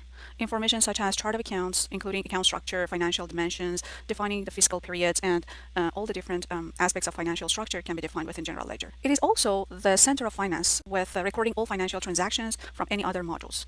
It's like kind of a register of all debit and credit entries within the whole application. Let's see what are the available features within General Ledger. Accruals. Accruals are used in accrual accounting to track revenue that is recognized in the period that it's earned in, not when payment is received, and to track expenses that are recognized when they occur, not when payment is made. It is also called as revenue recognition. You can allocate or distribute monetary amounts to one or more accounts, or to account and dimension combinations, based on allocation rules that you will define in the system.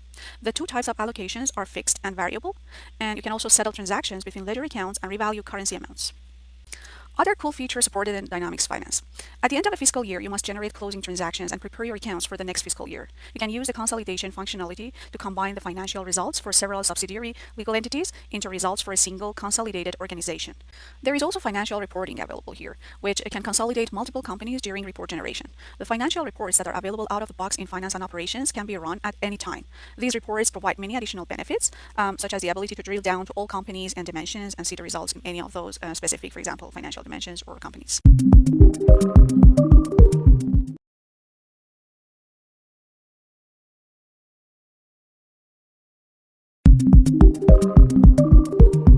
Hello and welcome to this session.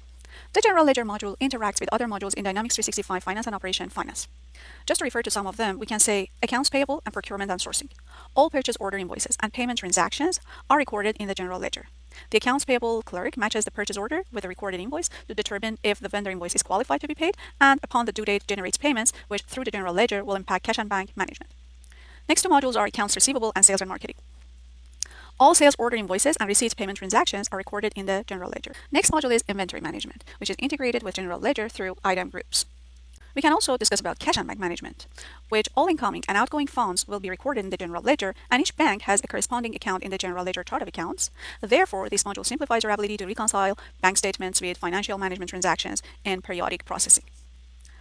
Another module is production control. This module is integrated by general ledger for posting production estimated and actual costs during pre-flushing and back-flushing processes. Next module is budgeting. Budget plan can be generated from general ledger data. Project automation and accounting via cost and revenue accounts. Fixed assets. It is integrated with GL through acquisition or depreciation transactions. So don't worry about it if there are certain terms that you do not know about them. It's very important to be familiar with all these concepts because usually there is question about this topic in MB300 exam, and we will cover them later on, whether in next sessions or in my next course that is upcoming.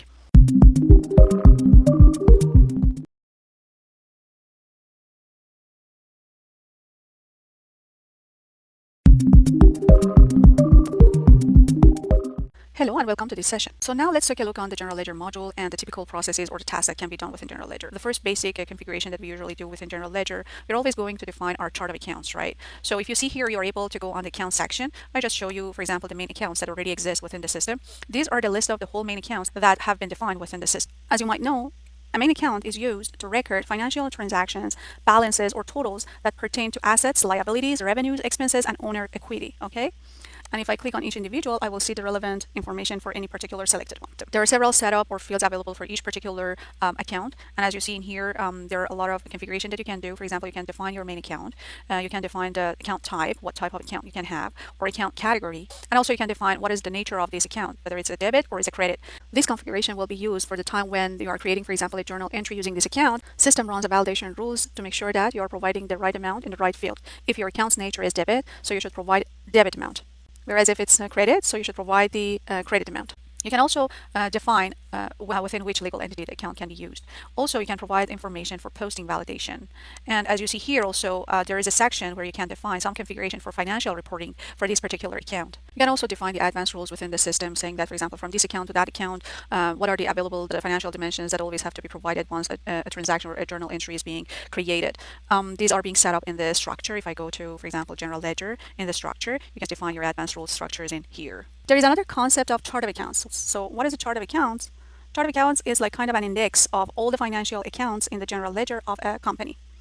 So if you see here, I have few chart of accounts defined in the system. If I click on standard, I will see the associated main accounts to this particular chart of accounts. If I click on Chinese, for example, this has its own main accounts. And as you see, even the names are in Chinese. Saudi Arabia, similarly, it has its own main accounts. So why chart of accounts is important in F&O? Let's go under the general ledger again. I'm going to go ahead under the ledger setup, clicking on ledger. Each individual company has one ledger setup. So within each ledger, we should always set up which chart of accounts we are using for this particular company. And as you see here, I have a chart of accounts that's called shared. If I click on that one, I'll see the associated main accounts. All right. So we saw the link between legal entities, chart of accounts, and the main accounts.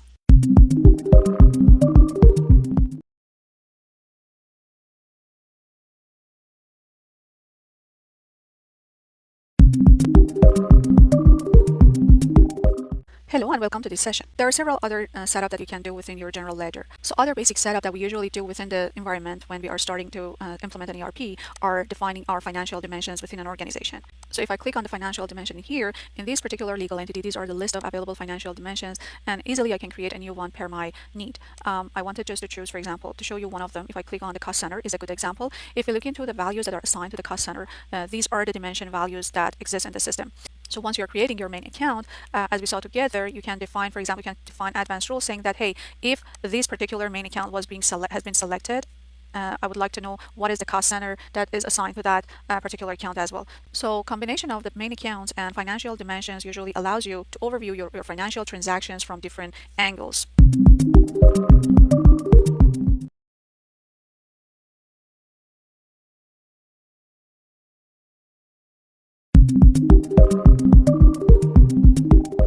Hello and welcome to this session. Another configuration that can be set up within General Ledger module is currency setup. You can define different currencies within the environment. There are a lot of fields and setup that you can set for your currencies in the system. And not only that, but also you can define your currency exchange rates within the system. You can define your ledger currency, and also you can have different reporting currency in the system. You can define them yourself in the system, or you can import the exchange rate from the exchange rate providers such as Central Bank of Europe or Central Bank of Russian Federation.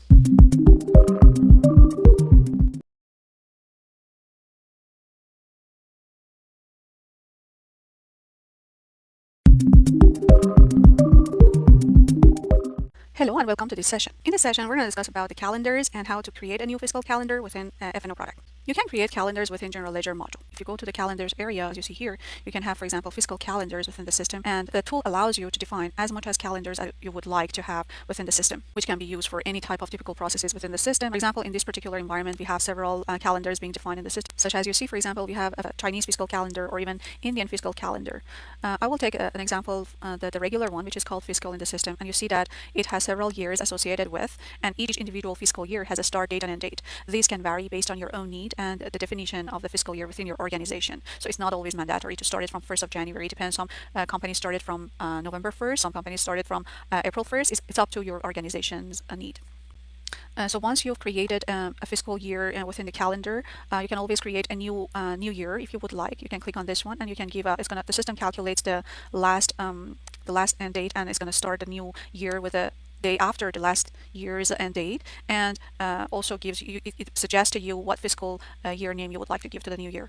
For this one, it detects that the last one was 2021, so the next one will be 2022.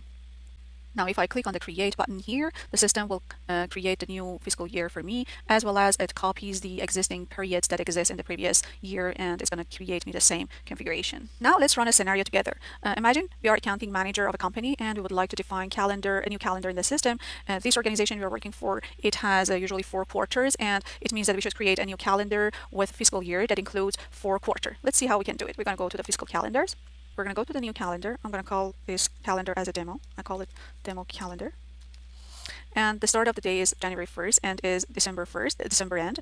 And the fiscal year name will be called as 2020. Now we should do a small calculation here, right? We said that we're going to have 4 quarters in here, which it means that each quarter will have 3 months, right? So this is the length of each period. So it's going to be 3 months per period, right? And then now I click on create.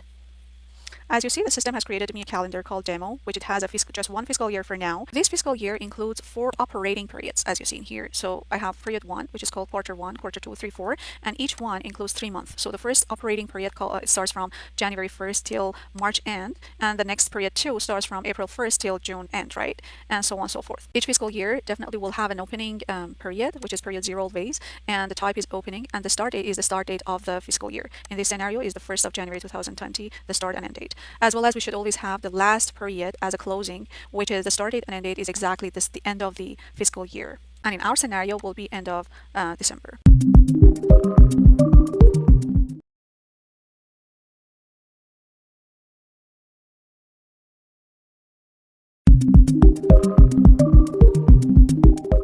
Hello and welcome to this session. One of the most common section that is being used within General Ledger is journal entries. In here you can access your general journals, and you can set up them and create any new journal entry as you wish. And then in here there are certain setup that you have to follow. I'm just demonstrating it to you. If I click on the lines in here, based on the accounts that I've defined in the system, I'm able to choose any account type. For example, let's say if I choose ledger as an account, and if I put, for example, any existing account in here, let's just choose this one. You see that the business unit and department is being populated in here, saying that, hey, once you've chosen this particular account, please provide the business unit, financial dimension, and department as well. And then here I will pick, for example, home, and department, let's say sales and marketing, right? And now my account configuration is done. Now I have to provide my debit or credit amount. I just put, for example, 1,000 as a debit. And then here I can provide my offset account. Let's say I would choose another ledger account. Let's say I would choose my SafeDrop. And as you see, the first financial dimensions are being populated in here as well. So these are based on the rules that have been defined within the system, right? And once you are completing your line, there are other setup that you can make on that particular line. If you go to general, let's say there are other things that you can provide, whether it's just, for example, sales tax group, or you want to change the currency, and legal entities, offset company, or invoice. For example, for invoice section, you have other configurations such as posting profile. If there is any invoice number, you can provide it in here. What is the terms of payment, and such as, for example, cash, card, or cash on delivery, or others that are being defined within the system.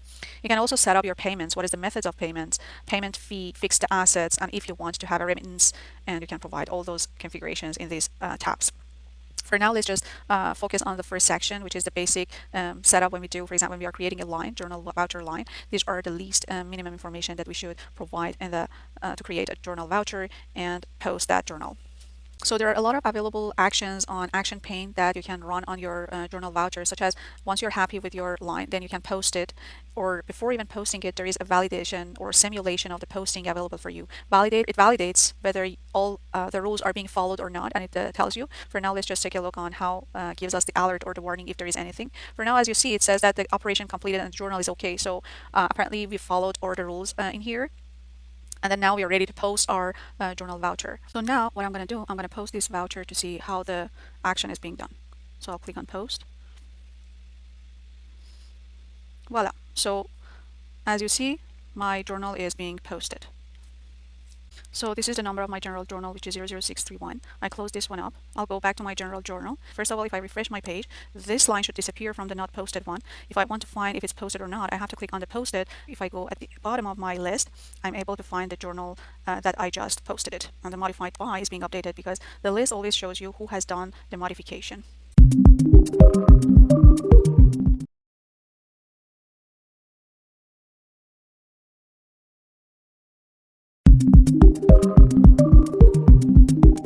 Hello and welcome to this session. So within this session, let's recap all of the typical processes that can be performed within General Ledger module. As we see, you can prepare pre-closing reports within General Ledger, create electronic documents, you can also process closing transactions, allocate transactions, maintain ledger accounts, close books, close period and fiscal year, revalue currency amount, convert accounting currency, allocate cost and income, consolidate transactions, and forecast cash flow and requirements. All right, so these are the recap of all the tasks that can be performed within General Ledger module. I listed them in here because most probably there would be a question in regard with these tasks. Even though Microsoft is not expecting you to know all the details of each process, but at least in a high level, you should know what you can perform within General Ledger.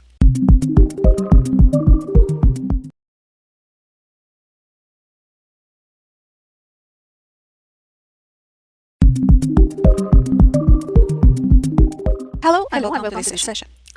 If we look into Accounts Payable module, there are several tasks that can be performed within this module.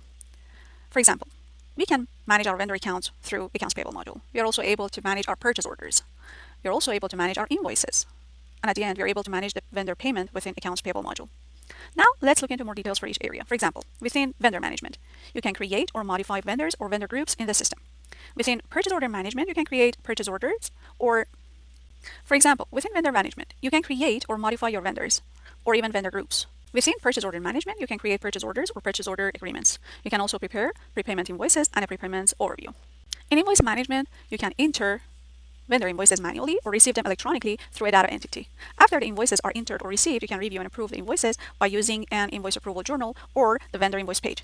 You can use invoice matching, vendor invoice policies, and workflow to automate the review process so that invoices that meet certain criteria are automatically approved, and the remaining invoices are flagged for review by an authorized user. You can also resolve discrepancies during invoice totals matching.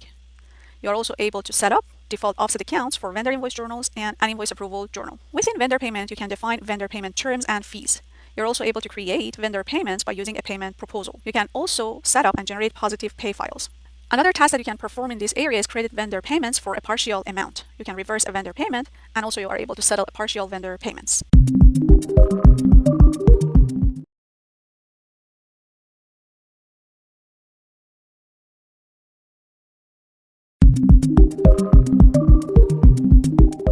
Hello and welcome to this session. In this session, we'll take a look on how to create a purchase order within the system. So I'm in USMF legal entity. I go on accounts payable modules, click on the accounts payable module. As you see here, similar to the rest of the modules that we've overviewed so far, the same concept exists in here. We have workspaces, we have several sections. This is the vendor management, which we discussed about. Within all vendors, you can always access your existing vendors in the system. You can create a new one, you can edit the existing one, and there are several other actions that you can do within this view of the accounts. For example, I'm able to create a purchase order for this individual vendor account by going on procurement and clicking on the purchase order. So let's do it together.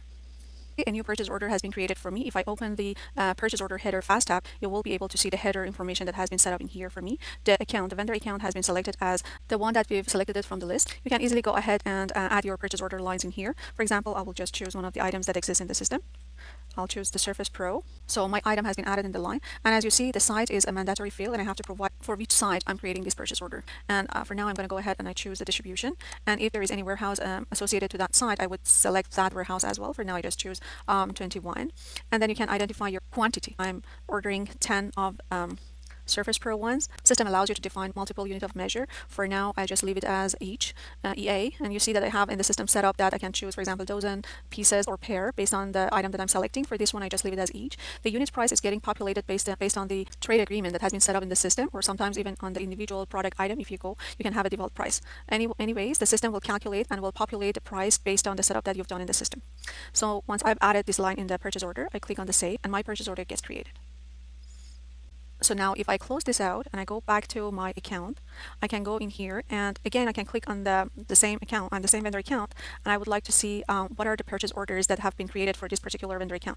I can go on the related information, purchase order, and I click on all purchase orders. So as you see, there are several purchase orders for this individual account, and if you've noticed, the first one is the one that we just created together, and there are several information that has been indicated in this list for us. If you click on the purchase order link, you will be redirected to the purchase order that we just created together.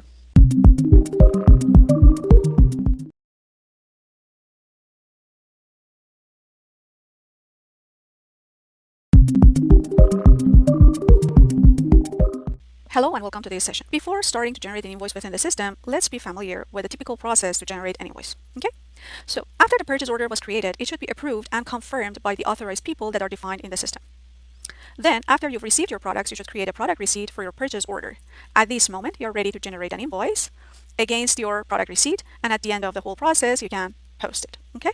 So now let's do it in the system. Let's go back to the purchase order that we just created together. I'm going to go to accounts payable, going to purchase orders, all purchase orders. And there it is. You see the last one, the number 39 purchase order is the one that we just created together. And the status is approved. It means that it's already approved and it's ready to be processed. So what I'm going to do, I'm going to click on the purchase order. And based on the process that we just reviewed it together, we said that the first step is that the purchase order has to be confirmed by the authorized person. So let's say that I am the person who is authorized to confirm it. I'm going to go to the purchase tab, and also I go to the actions, confirm, click on confirm. Operation completed, and as you see, the status has changed to confirm, right? Now we are ready to receive our products. Imagine that the dates are passed and I've received my product. What I'm going to do, I'm going to go to the receive as an account payable, and here I should generate my product receipt. So I'm going to go ahead and click on product receipt. Here I have to give the product receipt a number, so I'm going to give PR 123, and I click on the lines, the ones that I would like to be part of my receipt, and if you have any other details, you can provide them in here. I don't have anything. I just wanted to show it to you. For example, the deliver remainder or any other different statuses, because you can receive, for example, instead of 100 quantity that I've had it initially for my item number, I might receive, let's say 90, right? So you can say that the deliver remainder, for example, it's 10 if in case I've received, for example, 90 out of 100. So I click on OK for now. I'm not going to change anything. I'm just clicking on OK. So my product receipt has been generated, and the product receipt generate is disabled now. If I want to see the product receipt that I just generated it, I can click on go to the journal under the receive, go to the journal's product receipt, and I'm able to see the product receipt that I just created it. And this is the number that I have. If I want to see the lines, I go here and I see the standard cabinets, right? I'm going to close this out. So now that we confirmed, we created our product receipt, we are ready to create our invoice. I'm going to go to invoice tab and click on generate invoice. My invoice page is ready now, and I can provide my invoice number. I say PIV for purchase order and 123 as an invoice number. I see my items being added to my lines as well, so I click on save. Now you notice that my invoice has been created with PIV 123 invoice number that I just gave it to it. So based on the policies that you've set up in the system, you might be asked to match the product receipt. So at this moment, I'm going to click on the match product receipt, and I would say that the receipt, the product that I received, it matches with the product receipt that I had. It was initially 100, and I'm still receiving 100 of the items. So that totally matches. I say okay. So I've done the match product receipt, and I will update match status. At this moment, I'm ready to post my invoice. As you can see, the vendor invoice posting process is now completed.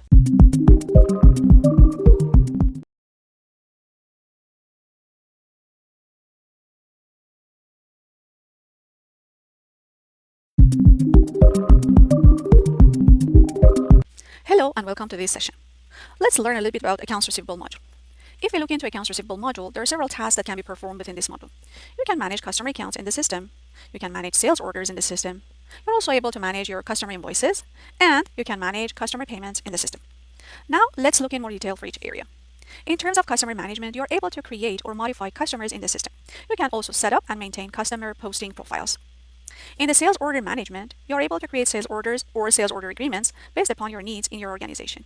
You can create picking list or packing slip for a sales order once you're shipping the goods to your customer. In invoice management, you can create customer invoices that are based on sales orders or packing slips. You can also create free text invoices that are not related to sales orders. You're able to correct a free text invoice if there is any adjustment needed.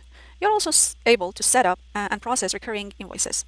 In terms of payment management, you are able to receive payments by using several different payment types, including bills of exchange, cash, checks, credit cards, or electronic payments. You can configure credit cards for authorization and capture payments, or you can set up single euro payments area for direct debit mandate. The Single Euro Payments Area, or SEPA, is set up by the European Commission. It dictates that all electronic payments are considered domestic, regardless of the country or region where the individual business or organization and the bank are located. There is no difference between national and cross-border payments. The SEPA includes the 28 European Union member states, as well as Iceland, and some more countries that are already listed over here. The customer signs a mandate that authorizes the creditor to collect a payment and instructs the customer bank to pay the collection. The customer can issue the mandate in paper form or electronically. By default, the mandate expires 36 months after the direct debit is last initiated. You can use centralized payments to record payments in a single legal entity on behalf of the other legal entities if your organization includes multiple legal entities, okay? You're also able to distribute transaction amounts and use subledger journal entries for free text invoices. You can handle customer payments for a partial amount. Also, you are able to prioritize payments that are received from a customer and settle them by configured rules. So these were the list of the tasks that can be performed within Accounts Receivable module.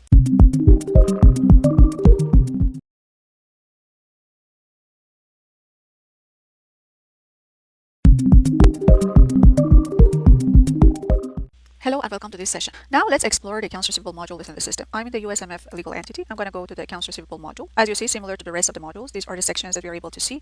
The workspace, don't forget about these workspaces. They're really, really handy and it gives you the desktop to go and find everything that you need for that particular module. But now just for the practicing purposes, I'm going to just go ahead and show you different sections. So within the customer sections, that's where you can define and create your customers within the system. I'll click on it so that you can see the list of the customers. And that's how you can see if there is any customers that are on hold. For example, if they have bad credits and you put them on hold, or for any other reasons, you can put them on hold. You can see the list of those within this area, and this shows you the list of the customers that are on hold. Or even if they are past due or unmerged customers, then under the orders section, you're able to see all the sales orders that are within the system and any other respective information for the orders. I now just click on the sales orders here to show you the existing sales orders that are within the system. Okay. For the practicing, let's just go and create a sales order together. I'm going to do it like there are several landing page that you can create your sales order. Whether you can go in the all sales order and click on the new button here, or you can directly go on your customer and from there create a sales order. That would be a little bit easier because once the sales order gets initiated, the customer information will be populated on the page. I'm going to show you what I mean by that. Let's go and pick one of the existing customers. For example, for now, I'm going to choose the Contoso Retail San Diego. I'll click on US 001. And as you see here, the customer information gets loaded for me with all the setup that I've already done within the system. From here, as you see in the action pane, I have several tabs available for me. For now, I'm just going to go ahead and click on the sales tab and click on the sales order because we would like to create a sales order directly. So I'm going to click on the sales order. So as you see in here, my sales order header has been created with the information that was populated based on my account. For example, the customer account gets populated in here, and I see the name in here, and as well as the sales order number has been created because we have a sequence number set up for this set for the sales orders in the system. Now I'm going to go ahead and create my lines as well. For now, I'm going to pick one of the item numbers that exist in the system. I'm going to choose 1000 Surface Pro. The quantity initially is 1. I can change it to any quantity that I would like. From which site I'm going to deliver this. So I would say I will take the home speakers production. And from which warehouse, I have to choose the warehouse. I use Subcon. And the unit price hasn't get populated because it does not have any initial pricing. I would just give a price that I know that is, for example, $1,000. And if I want to give any percentage discount, I can do it in here, but there are several other ways to manage discounts more centralized for like different customer groups, for different item groups, and several ways exist for that. For now, I'm just going to give a manual discount here, for example, 20% discount. So system does a small math to calculate net amount, which is the original amount minus discount amount. Original amount was quantity multiply unit price, which is 15 multiply 1,000 is going to be 15,000 original amount, and the 20% of this should be deducted, which is going to be 3,000, and ultimately the net amount is being calculated as 12,000 net amount. Now I'm going to go ahead and click on the save button to save my sales order. Generated.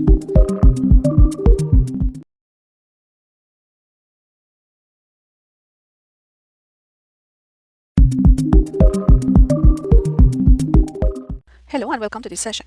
So now we wanted to practice how to generate an invoice, okay? So for this time, I'm going to go in the accounts receivable. Instead of going to the customer, I'm going to go to all sales orders under the orders section. And I wanted you to get familiar with this type of sales order creation as well. I'm going to click on the new button here. And it's going to ask me to provide some information such as customer account. I will give the Forest Wholesales as a customer account. You can provide any other type of information you would like to. For me, I just leave it as is and I click on OK. At this moment, what I'm going to do is I have to create my item number, but don't forget, you can provide any extra information that you might have at the time of order creation, such as customer reference, customer requisition, even any ship date that you've confirmed or any other type of information. You can always provide those information at this level. So I'm going to go ahead and add my lines in here. I'm going to pick my speakers, and I will order, let's say, sales, or I will create quantity 2.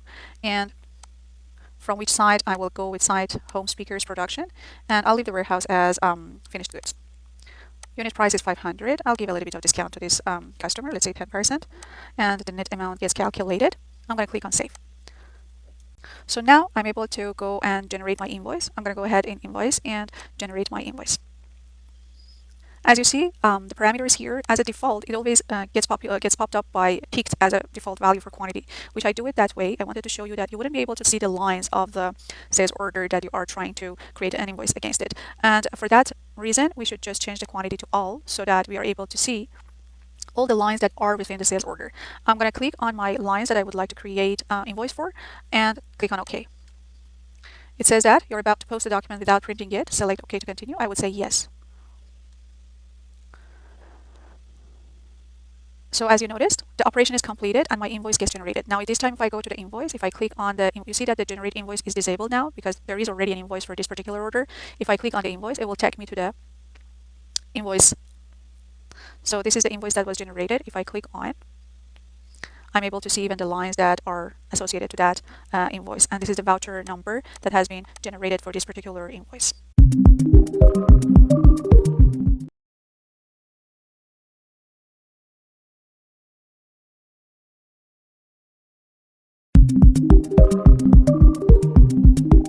Hello and welcome to this session. So let's see what are the tasks that can be performed within Cash and Bank Management module. You can manage letters of credit and import collections for the purchase and sale of goods across international borders. You can manage letters of guarantee to manage agreement by bank, who is the guarantor, to pay a set amount of money to some person who is the beneficiary. You can perform bank reconciliation by importing bank statements and by using matching rule criteria to automatically select transactions for reconciliation, which saves significant time for accountants. You can also deposit and transfer bank funds.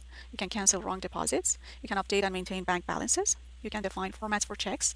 And at the end, you can use the cash flow forecasting tools to analyze upcoming cash flow and currency requirements so that you can estimate the company's future need for cash. If we take a look within the system in the Cash and Bank Management, you see that in this area we have a lot of sections available. You can define and set up your bank accounts within the system, similar to what we have in here. If I click on any of the bank accounts in here, you see that you're able to provide whatever information is regarding with your specific bank account. You can provide them in here, and this will be used within the application. So there are several things you can do with your bank accounts here, right? First of all, you can access any related information within the system for each particular bank account. You can access the deposit slips, you can access customer payments, also checks. For example, if I click on this one, you see these are the checks that are in the system for this particular bank account, and the status all are paid in the system.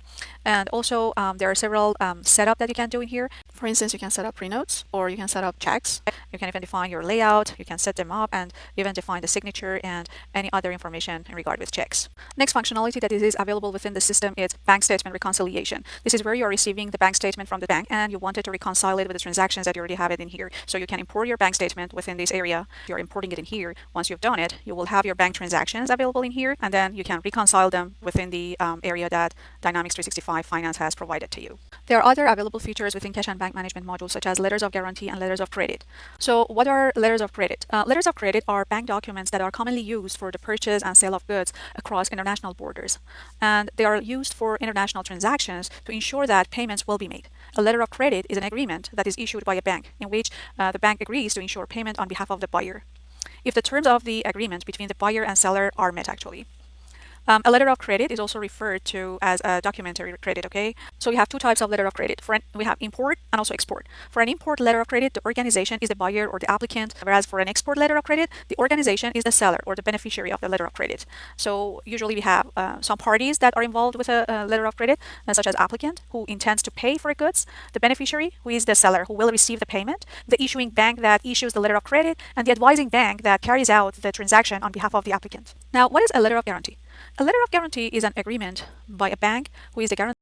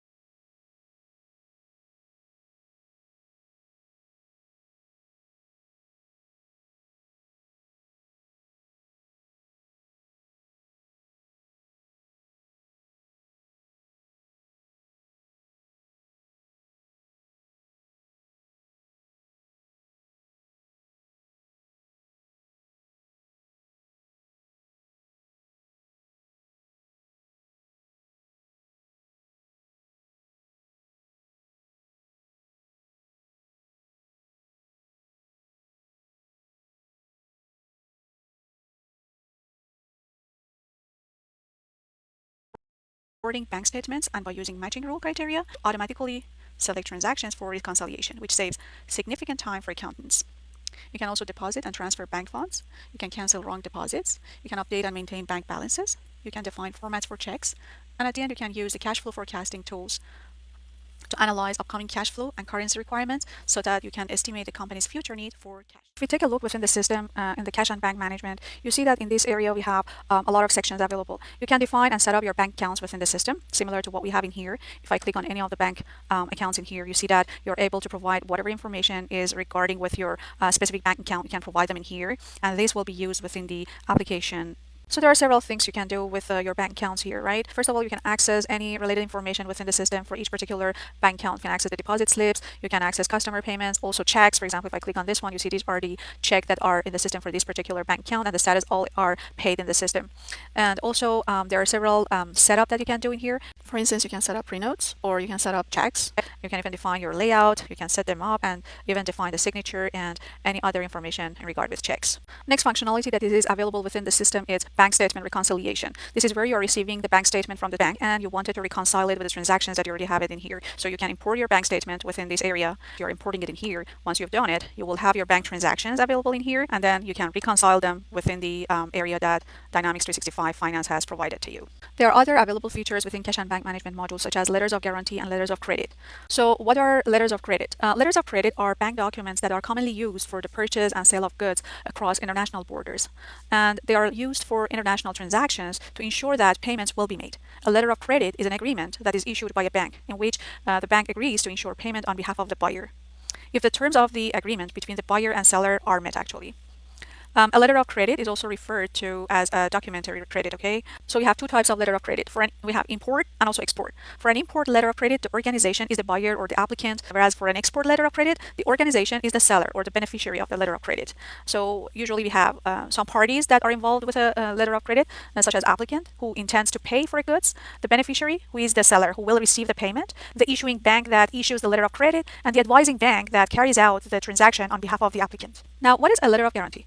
A letter of guarantee is an agreement by a bank who is the guarantor to pay a set amount of money to some person who is the beneficiary. If a bank customer who is the principal defaults on a payment or an obligation to the beneficiary, okay, letters of guarantees are not transferable. They apply only to the beneficiary who is named in the agreement. The principal can request an increase or decrease in the value of a letter of guarantee, subject to the terms of the agreement. So as we saw, we have a place where we can define and set up our letter of credit and letter of guarantee within Cash and Bank Management module.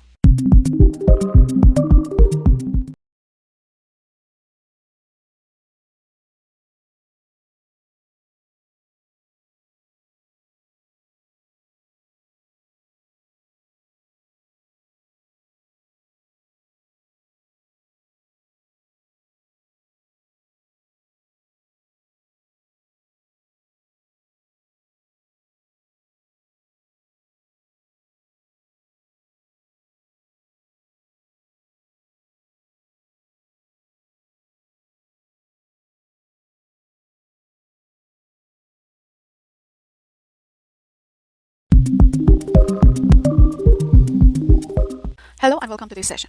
So within this session, we would like to learn a few core concepts about supply chain management and manufacturing within F&O. First, we're going to have an overview about supply chain management and manufacturing concepts. We're going to review the supply chain modules, and also we'll learn about manufacturing modules and their core processes. We then learn about product information management. We're going to create a new product together and we'll release it to one legal entity, and we'll see how it's going to be transacted within a transaction. Then we're going to learn about units of measure and unit conversion. There's always a question for this topic in MB300 exam, so I'm going to cover this section for you. And then we're going to discuss about manufacturing. Within manufacturing, we're going to learn about unified manufacturing concept, and then we will learn some core concepts about production control. And at the end, we'll review the production lifecycle together. Are you interested in learning these topics? Then let's get started.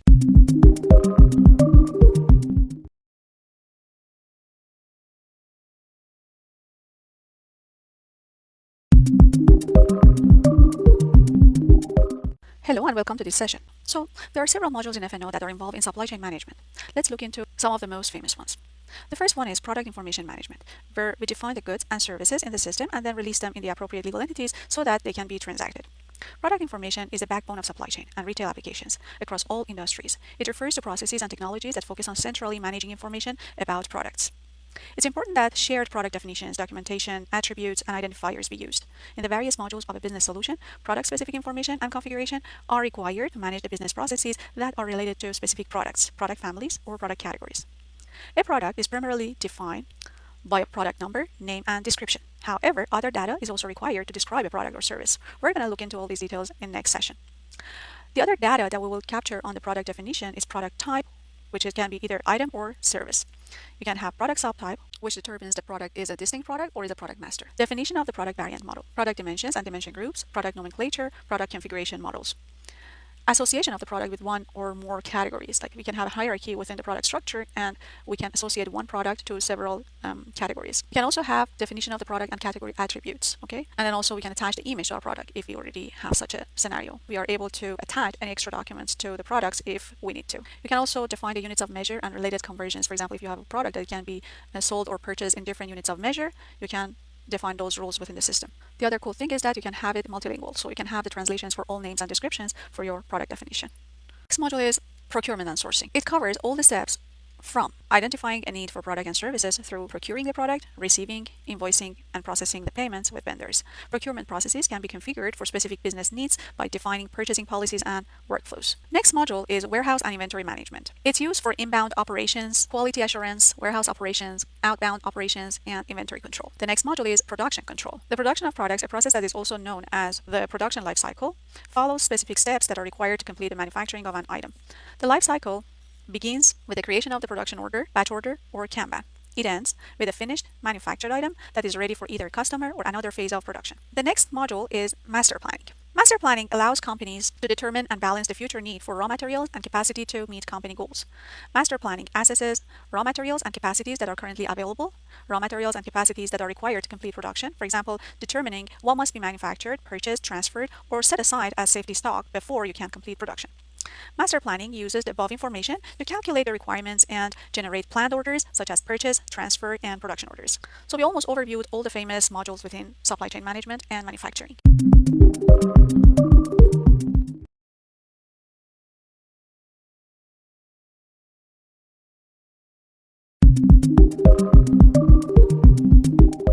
Hello and welcome to this session.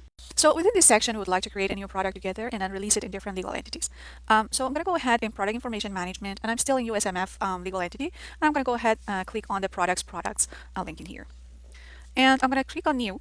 There are certain things that you can choose. For example, product type. If you're creating a service, you can always choose service. If it's not, it's a tangible good, then you might use item. For now, I'm going to click on it and create product name as demo product. And the search name usually appears based on the definition that you give to the product name, and it removes any type of like separators that you are using in your name. And the product number is the one that you will see when you're creating a transaction. I'm going to create demo 001. And the product subtype, by the way, you can choose whether it's product, or if you have any other subtype defined in the system, you can pick any of those. For now, I'll leave it as product. Click on OK. So as you see, my product is created. There are two things that we should set up before going forward. In the setup, we should define the dimension groups. I'm going to click on the dimension groups, and you should choose what type of storage dimension group you are using for this particular product. And this storage dimension group it enforces you when you're creating any order line and using this product to define those particular information. For example, I have site, so that the only enforcement or validation that I'll face in the transaction would be just to defining the site, or site and warehouse both, or site and warehouse on location, and so on and so forth. I'm going to leave it at site. Tracking dimension groups is where you are tracking your product. Is that using the serial number? Does it have serial numbers in production? It is owner, batch, or serial, or any of those you can pick. For now, I'll leave it as none and then press OK. So we are almost done with our product definition. Once we've completed our product definition, now it's the time to release our product, okay? So I'm going to go and click on release products from this release product button available on the action pane. And there are several steps that we have to follow. There is a possibility to release multiple products in one shot to different legal entities. For now, I have just one product. That's why I'm going to click on next. Here you can choose any legal entities that you would like to release your product in, and I will choose USMF and also DAT. I click on next. We are almost done, and we can click on finish to complete the releasing of the products. Now let's go to see the products that we just created in our release products. I am still in USMF. I'm going to go to release products, and I'll search for our newly created item. As you see, I'm seeing it in USMF. I'm going to switch back to DAT because we released it in these two legal entities. I'm able to see it in here as well. If I switch in other legal entities like CNMF, so I'll search for it in this legal entity, and you see that I do not see any release product in this legal entity. Once you release your product, there are certain other setup that we should do for each release product, okay? One of the most important information that we should also capture is item model group, right? If you don't know the purpose of each field, you can hover on the caption of the field, and you will find like the explanation of what the purpose of the field is. For example, in here it says that the item model group controls how products are handled on item receipt and issues. The item model group includes settings to allow or disallow negative inventory, all right? So you usually have this item model group should be defined in the system, and then you can choose your item model group from the list. For now, I'll just pick the standard cost for this particular product. The other field that is important that we should set it up when we are creating our product is item group. Item group is going to be associated to the posting profile, right? So if I just click on the view details, I just wanted to show you what it means. So these are the list of our item groups in the system, and as you see, it shows us that what are the accounts types and what are the main accounts that are associated for each item group. If I click on the posting, for example, for audio item group, you will see that for the cost of units are delivered in the sales order, for example, main account, this main account has been used, or cost of goods, and so on and so forth. This information will be used while you're posting your transactions, and the right ledger account will be hit. That's where I'm going to choose my item group as audio, for example, and I click on save. Now we are ready to go and start using our product within the transaction. I'm going to go ahead in sales and marketing and creating a sales order. Here I'm going to go to all sales order, Just for fun, I chose the sales and marketing to show you that from sales and marketing as well, you can access the sales order and create your sales order. I already have an existing sales order, which I had created it before, but it does not have any line. I'm going to click on that particular order. So you see that it's for a Forest Wholesale customer. And I'm going to go ahead and click on add line. In the item number, I'm going to put demo, and the system filters it out based on the whole item number starting with demo. And I click on my product. Now I should choose a quantity of the item. I'm going to choose my quantity 10, and I will give a unit price of 20 to it with a discount of, for example, 10% discount. Sorry, not discount percentage, and the net amount was calculated for me. I'm going to click on save, and my sales order is processed. Okay, now it's created. So I have used my newly created product line in my sales order.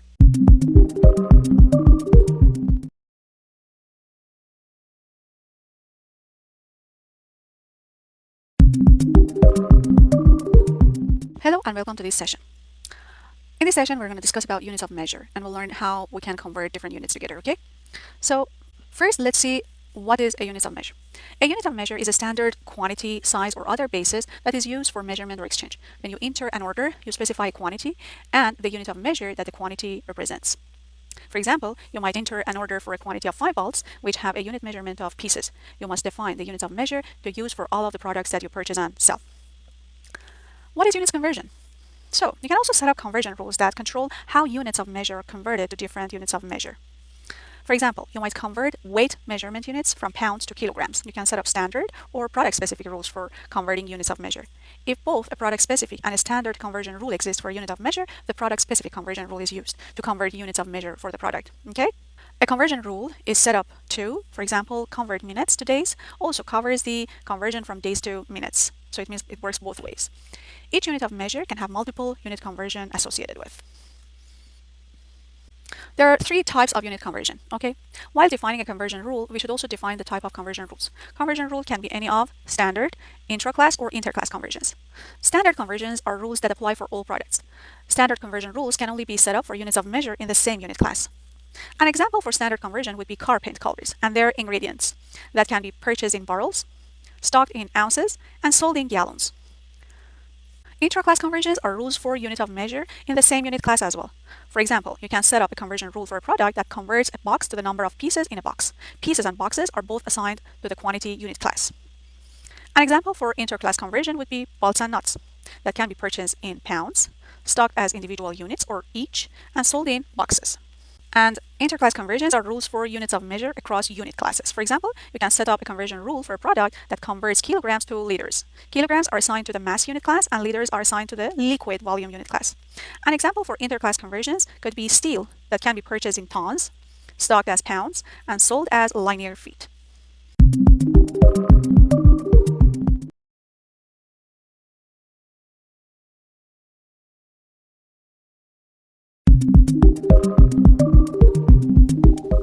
Hello and welcome to this session. In this session, we're going to learn about unified manufacturing and different manufacturing types within F&O. Different products and production topologies require the application of different order types. Supply chain management can apply the various order types in mixed mode. In other words, all order types can occur during the end-to-end process of producing one finished product. We have different order types: production order, batch order, Kanban, and production order. This is the classic order type to produce a specific product or product variant in a given quantity on a specific date. Production orders are based on bill of materials or BOMs and routes. Batch orders. This order type is used for process industries and discrete processes, where the manufacturing conversion is based on a formula or where co-products and byproducts can be end products, either in addition to or instead of the main product. Kanban. Kanbans are used to signal repetitive lean manufacturing processes that are based on production flows, Kanban rules, and BOMs. As we saw, there are 3 manufacturing types that any of them can be selected based upon the nature of our product that will be produced. They are discrete manufacturing, process manufacturing, and lean manufacturing. Let's learn about characteristics of each one in next slide. So, discrete manufacturing. Some characteristics are assigned to this type of manufacturing, such as raw materials are most often measured in pieces. As you see, for example, washer, notebook, truck, these are a type of products that are part of this type of manufacturing. Products are usually scaled for an output of 1. Only has 1 product output. Order-based production, production in individual production orders, okay? Product changes frequently. Sequence of work centers can vary. Complex routing. Status processing, we'll see it together later. Builds, assembles, produces in low volume with high complexity or high volume of low complexity. Waste can only be accounted for raw material lines. Now let's look into process manufacturing characteristics. So It uses formula or is recipe, okay? It's mainly, as you see, for example, for food, for a fuel, this type of products, we're using this type of manufacturing. It blends products together in a batch, builds something that cannot be taken apart, and has analog products where you can't tell one product from another, okay? It includes products that cannot be reversed. It involves variable ingredients, produces co-products and byproducts, makes product in bulk quantities such as paints, pharmaceutical, beverages, and food products, measures raw material ingredients in formulas by weight or volume instead of pieces, has one or more standard sizes, batch sizes that are scaled for a quantity greater than one, has potentially one or more product outputs. Now let's review the lean.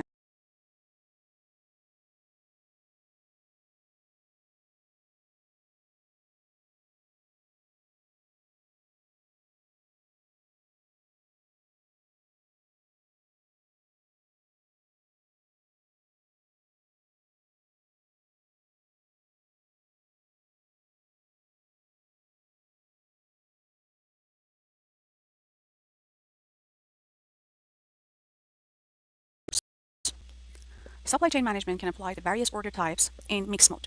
In other words, all order types can occur during the end-to-end process of producing one finished product. We have different order types: production order, batch order, Kanban, and production order. This is the classic order type to produce a specific product or product variant in a given quantity on a specific date. Production orders are based on bill of materials or BOMs and routes. Batch orders. This order type is used for process industries and discrete processes, where the manufacturing conversion is based on a formula or where co-products and byproducts can be end products, either in addition to or instead of the main product. Kanban. Kanbans are used to signal repetitive lean manufacturing processes that are based on production flows, Kanban rules, and BOMs. As we saw, there are three manufacturing types that any of them can be selected based upon the nature of our product that will be produced. They are discrete manufacturing, process manufacturing, and lean manufacturing. Let's learn about characteristics of each one in next slide. So, discrete manufacturing. Some characteristics are assigned to this type of manufacturing, such as raw materials are most often measured in pieces. As you see, for example, washer, notebook, truck, these are a type of products that are part of this type of manufacturing. Products are usually scaled for an output of one. Only has one product output. Order-based production, production in individual production orders, okay? Product changes frequently. Sequence of work centers can vary. Complex routing. Status processing, we'll see it together later. Builds, assembles, produces in low volume with high complexity or high volume of low complexity. Waste can only be accounted for raw material lines. Now let's look into process manufacturing characteristic. So it uses formula or is recipe, okay? It's mainly, as you see, for example, for food, for a fuel, this type of products, we're using this type of manufacturing. It blends products together in a batch, builds something that cannot be taken apart, and has analog products where you can't tell one product from another, okay? It includes products that cannot be reversed. It involves variable ingredients, produces co-products and byproducts, makes product in bulk quantities such as paints, pharmaceutical, beverages, and food products, measures raw material ingredients in formulas by weight or volume instead of pieces, has one or more standard sizes, batch sizes that are scaled for a quantity greater than one, has potentially one or more product outputs. Now let's review the lean manufacturing characteristic. Now let's see the characteristic of lean manufacturing. First, waste minimization without sacrificing productivity. Second, considers waste created through overburden and waste created through unevenness in workloads. It also emphasizes what adds value and reduces everything that does not add value. Derived from the Toyota production system. It's known for its focus on the original Toyota 7 wastes. In their fundamental work for lean, Wachmack and Jones defined the 5 lean principles. First, customer value. When identifying the value of product, you would specify what creates value from the customer's perspective. The customer defines the value of product in a lean supply chain. Value-adding activities transform the product closer to what the customer wants. An activity that does not add value is considered to be waste. Second, identifying the value stream. What is the value stream? The value stream is a sequence of processes from raw material to final customer that creates value, or from product concept to market launch. The value stream can include the complete supply chain. The value stream can include the complete supply chain. Value stream mapping is an important tool to help model the lean transformation. The third one is flow. A flow creates the value process flow wherever possible in the process. You can use one-piece flow by linking all the activities and processes into the most efficient combinations to maximize value-added content while minimizing waste. The waiting time of work in progress between processes is eliminated, hence adding value more quickly. Fourth principle is pull. Pull is the response to the customer's rate of demand. So the actual customer demand that drives the supply chain. In other words, make only what is needed by the customer. Results to short-term response to the customer's rate of demand. With the pull concept based on a supply chain view from downstream to upstream activities, nothing is produced by the upstream supplier until the downstream customer signals a need. And the last lean principle is to strive for perfection. In striving for perfection, lean is a journey of continuous improvement. The goal is to produce exactly what the customer wants, when the customer wants it, and in the most economical manner.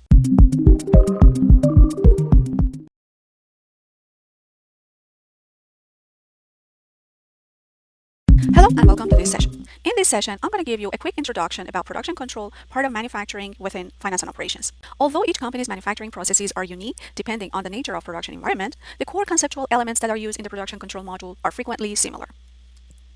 Some of the core concepts in the production control module are such as bills of materials or BOM. The BOM is one of the most important documents in a manufacturing company. Before a company can produce a product, it must know what components are to be included and how many of these components are needed to make the end product. The BOM contains all the ingredients, components, parts, or raw materials that are required to make one finished product. So, in a simple word, it defines the materials that are required to produce the finished item. Before a company can produce a product, it must know what components are to be included and how many of these components are needed to make the end product. The BOM contains all the ingredients, components, parts, or raw materials that are required to make one finished product. So, in a simple word, it defines the materials that are required to produce the finished item. The next key concept is resources. Resources are the company's total working resources. They can be anything that is used for the creation, production, or delivery of a good and/or service over and beyond the materials consumed in the process. Resources can be of different types, including machines, tools, people, vendors, or locations. The last key concept that I wanted to talk about is routes and operations. The route determines the process steps that are needed to produce a finished product. Operations are the tasks or work processes that are put together with a route to produce a specific product. Each task is associated with a time allotment to complete the individual task. Now, let's look into these items within finance and operations. Now, let's look into bill of materials. If you go under the modules Product Information Management module, if you see we have bill of materials and formulas. Depending on the type of manufacturing in the organization, we might use whether bill of materials or formulas. If you're using process manufacturing, you should define the formulas in the system. And if you're doing the discrete manufacturing, bill of materials will be required. For now, I'm going to click on bills of materials. So now we are in the detail page of standard high-end speaker bill of material. In the header, I have some information such as item group and site and name and code that are kind of similar to what you see in the individual product as well. But you have another section, which is bill of materials lines, which contains a list of items that are involved to produce this particular BOM. So for example, in this example, we have wiring harness, mid-range speaker unit, and so on and so forth. And the quantity is also specified. As you see, for example, all of them are the quantity of one. So it means that I need just one wiring harness for one, for example, standard high-end speaker. However, I need 4 protective corners for the same bills of materials. So this is how you're defining your bills of material. Now the BOM can be used in the production order to start the manufacturing, or easily can be used in the sales order or any other transactions, and then you can have it as a one-line item in there, and the lines, the components can be exploded on your document's lines. The second concept was resources. Let's go to the modules. We go to the organization administration resources. I'll click on resources, and they are the company's total working resources. Resources are used in production along with the calendar to manage the overall capacity of the company's equipment and resources. Each resource can be associated to one or multiple resource groups. Okay, so if I go to the resource group FastApp for each individual resource, I'm able to see the resource groups that are associated with it. So if you need to create a new resource here, as you see, I can give a name. I can give a code. Let's say I just call it 0000, and I'll just give a name as demo 100. And I should also define what is the type of this resource that I'm defining in the system. So we can have different types for each resource. A vendor, you can use this type when an operation is performed by an outside resource or subcontractor. A vendor number can be associated with this kind of resource to help with scheduling and tracking.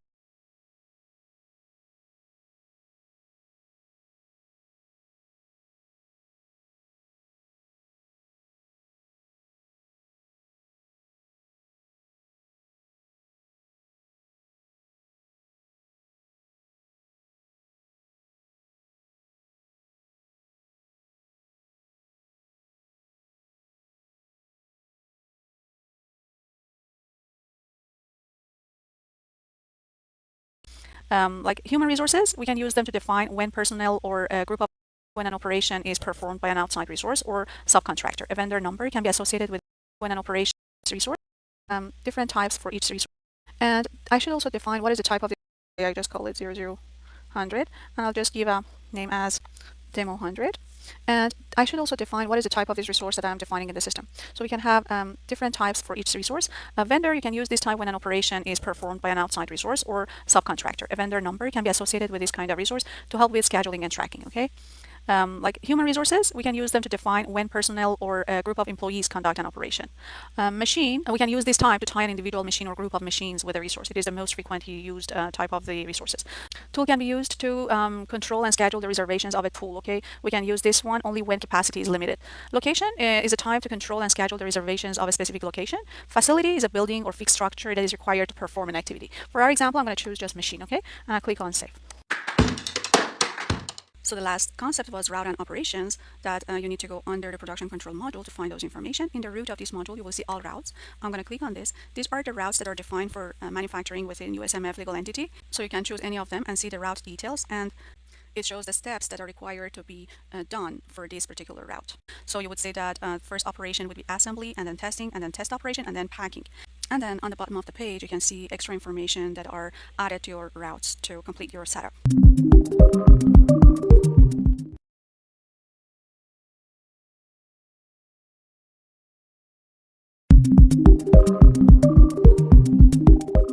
Hello and welcome to this session. So the requirement is to automate the production of a finished product as manufacturing process. How the system handles it? It handles it through the steps, and each step changes the product's status. So let's see the steps and product status according to each step. So the steps that we'll see together in the production lifecycle can occur for all order types of mixed mode manufacturing. However, not all of them are represented as an explicit order status. So the first status is usually created. You can create a production order, batch order, or Kanban manually, or you can configure the system to generate them based on various demand signals. Master planning, for example, creates production orders, batch orders, or Kanbans by firming planned orders. Other demand signals are sales orders or picked supply signals from other production orders or Kanbans. For fixed quantity Kanbans, demand signals are generated when Kanbans are registered as empty. Next status is estimated. You can calculate estimates for material and resource consumption. The estimation generates inventory transactions for raw materials that have a status of on order and for material demand. The receipts for main products, co-products, and byproducts are generated when production orders or batch orders are estimated. If the BOM contains lines of the picked supply type, purchase orders for materials or subcontracted operation services are generated and pegged to the production order or batch orders. Items or orders are reserved according to the reservation strategy of the production order, and the price of the finished goods is calculated based on parameter settings. The next status is scheduled. You can schedule production based on operations, individual jobs, or both. We have three different types of scheduling. We can have operation scheduling, which this scheduling method provides a rough long-term plan. By using this method, you can assign started and end dates to production orders. If the production orders are attached to route operations, you can assign them to cost center groups. The other type of scheduling is job scheduling. This scheduling method provides a detailed plan. Each operation is broken down into individual jobs that have specific dates, times, and assigned operations resources. If finite capacity is used, jobs are assigned to operations resources based on availability. You can view and change the schedule in a Gantt chart. And the last type of schedule is Kanban schedule. Kanban jobs are scheduled on the Kanban schedule board or are automatically scheduled based on automatic planning configuration of the Kanban rules. The next status is released. You can release the production order or batch order when the schedule is finished and the material is available to be picked or prepared. The material availability check helps the shop floor supervisor assess the availability of material for the production orders or batch orders. You can also print the production order documents such as the job card, and route job. When the production order is released, the status of the order changes to indicate that the production can begin. If warehouse management is used, release of the production order or batch order releases the production BOM lines to warehouse management. However, you can decouple warehouse release from production order release by using parameters, right? Warehouse waves and warehouse work are then generated according to the step of the warehouse. Next status is prepared or picked. When all materials and resources have been staged at the production location, the production BOM lines or Kanban lines are updated to a status of picked. However, you can configure the warehouse parameter to have the lines be updated to reserved physical instead of picked. Picked supply orders and related warehouse work are typically completed at this stage. The Kanban cards or job cards that are required to report production progress should be assigned and printed. So the next status is started. When a production order, batch order, or Kanban is started, you can report material and resource consumption against the order. However, for a Kanban, it always happens automatically. Therefore, there is no manual posting of materials for lean manufacturing. The system can be configured to automatically post the material and resource consumption that are allocated to the order when the order is started. This allocation is known as pre-flushing, forward flushing, or auto consumption. You can manually allocate materials to production orders or batch orders by creating additional picking list journals. You can also manually allocate labor and other route costs to the order. If you're using operations scheduling, you can allocate these costs by creating a route card journal. And if you're using job scheduling, you can allocate the costs by creating a job card journal. Production orders or batch orders can be started in batches of the requested final quantity. Next status is called report progress or complete jobs. We can use the manufacturing execution system terminal, production journals, Kanban boards, or mobile scanning capabilities to report the production progress by job or resource. Material and resource consumption will be posted, and the status of the related Kanbans, production orders, and batch orders might be updated to received or reported as finished. Put away work for the warehouse might be created depending on the warehouse configuration. Next status is report as finished, the product receipt. When a production order or batch order is reported as finished, the quantity of the finished goods that were completed is updated in inventory. This quantity includes the quantity of relevant co-products and byproducts. Next status is quality assessment. A product receipt can trigger the creation of quality orders, depending on the configuration of test processes and the quality rules that are established for specific products. After product receipt and quality assessment, optional put away work directs the received products to the next point of consumption, to a finished goods warehouse or to a shipment zone if there are shipped order requirements. And the last status is ended. Before a production order is ended, actual costs are calculated for the quantity that was produced. All estimated costs of material, labor, and overhead are reversed and replaced with actual costs. If you select the end job checkbox, when you run the cost calculation, the production order status changes to ended. This status prevents any additional costs from being posted to a completed production order.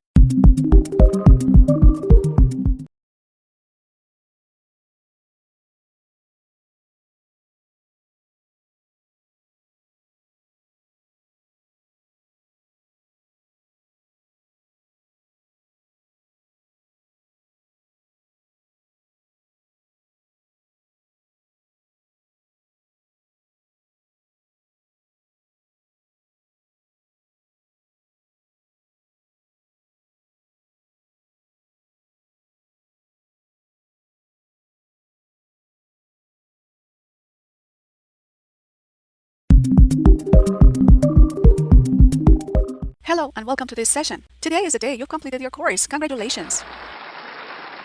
Thank you to be with me during this journey, and I hope I was able to give you what you were expecting for. So let's review what we've learned together. We looked into Dynamics 365 product as a whole and got some ideas about application suite and SaaS model. We then focused on finance processes and features. We also got familiar with some of supply chain and manufacturing concepts and processes. In addition, we learned some common features in finance and operations, such as security configuration and workflow setup. As I mentioned in the introduction, the goal was to give you an overview of the whole Dynamics 365 finance and operation and make you familiar with the application as a whole and touch the points that will be asked in MB300 exam. You can continue your learning path by part 2 of this course, which will be introduced in next bonus lecture, that I also give you a promotion code so that you can access the new course in a discounted price. I know there is still a lot to be learned, but that was a great starting point, and you'll see that you will be more comfortable with the concepts when you are continue learning more. By the way, don't forget, check out the bonus lecture. See you there.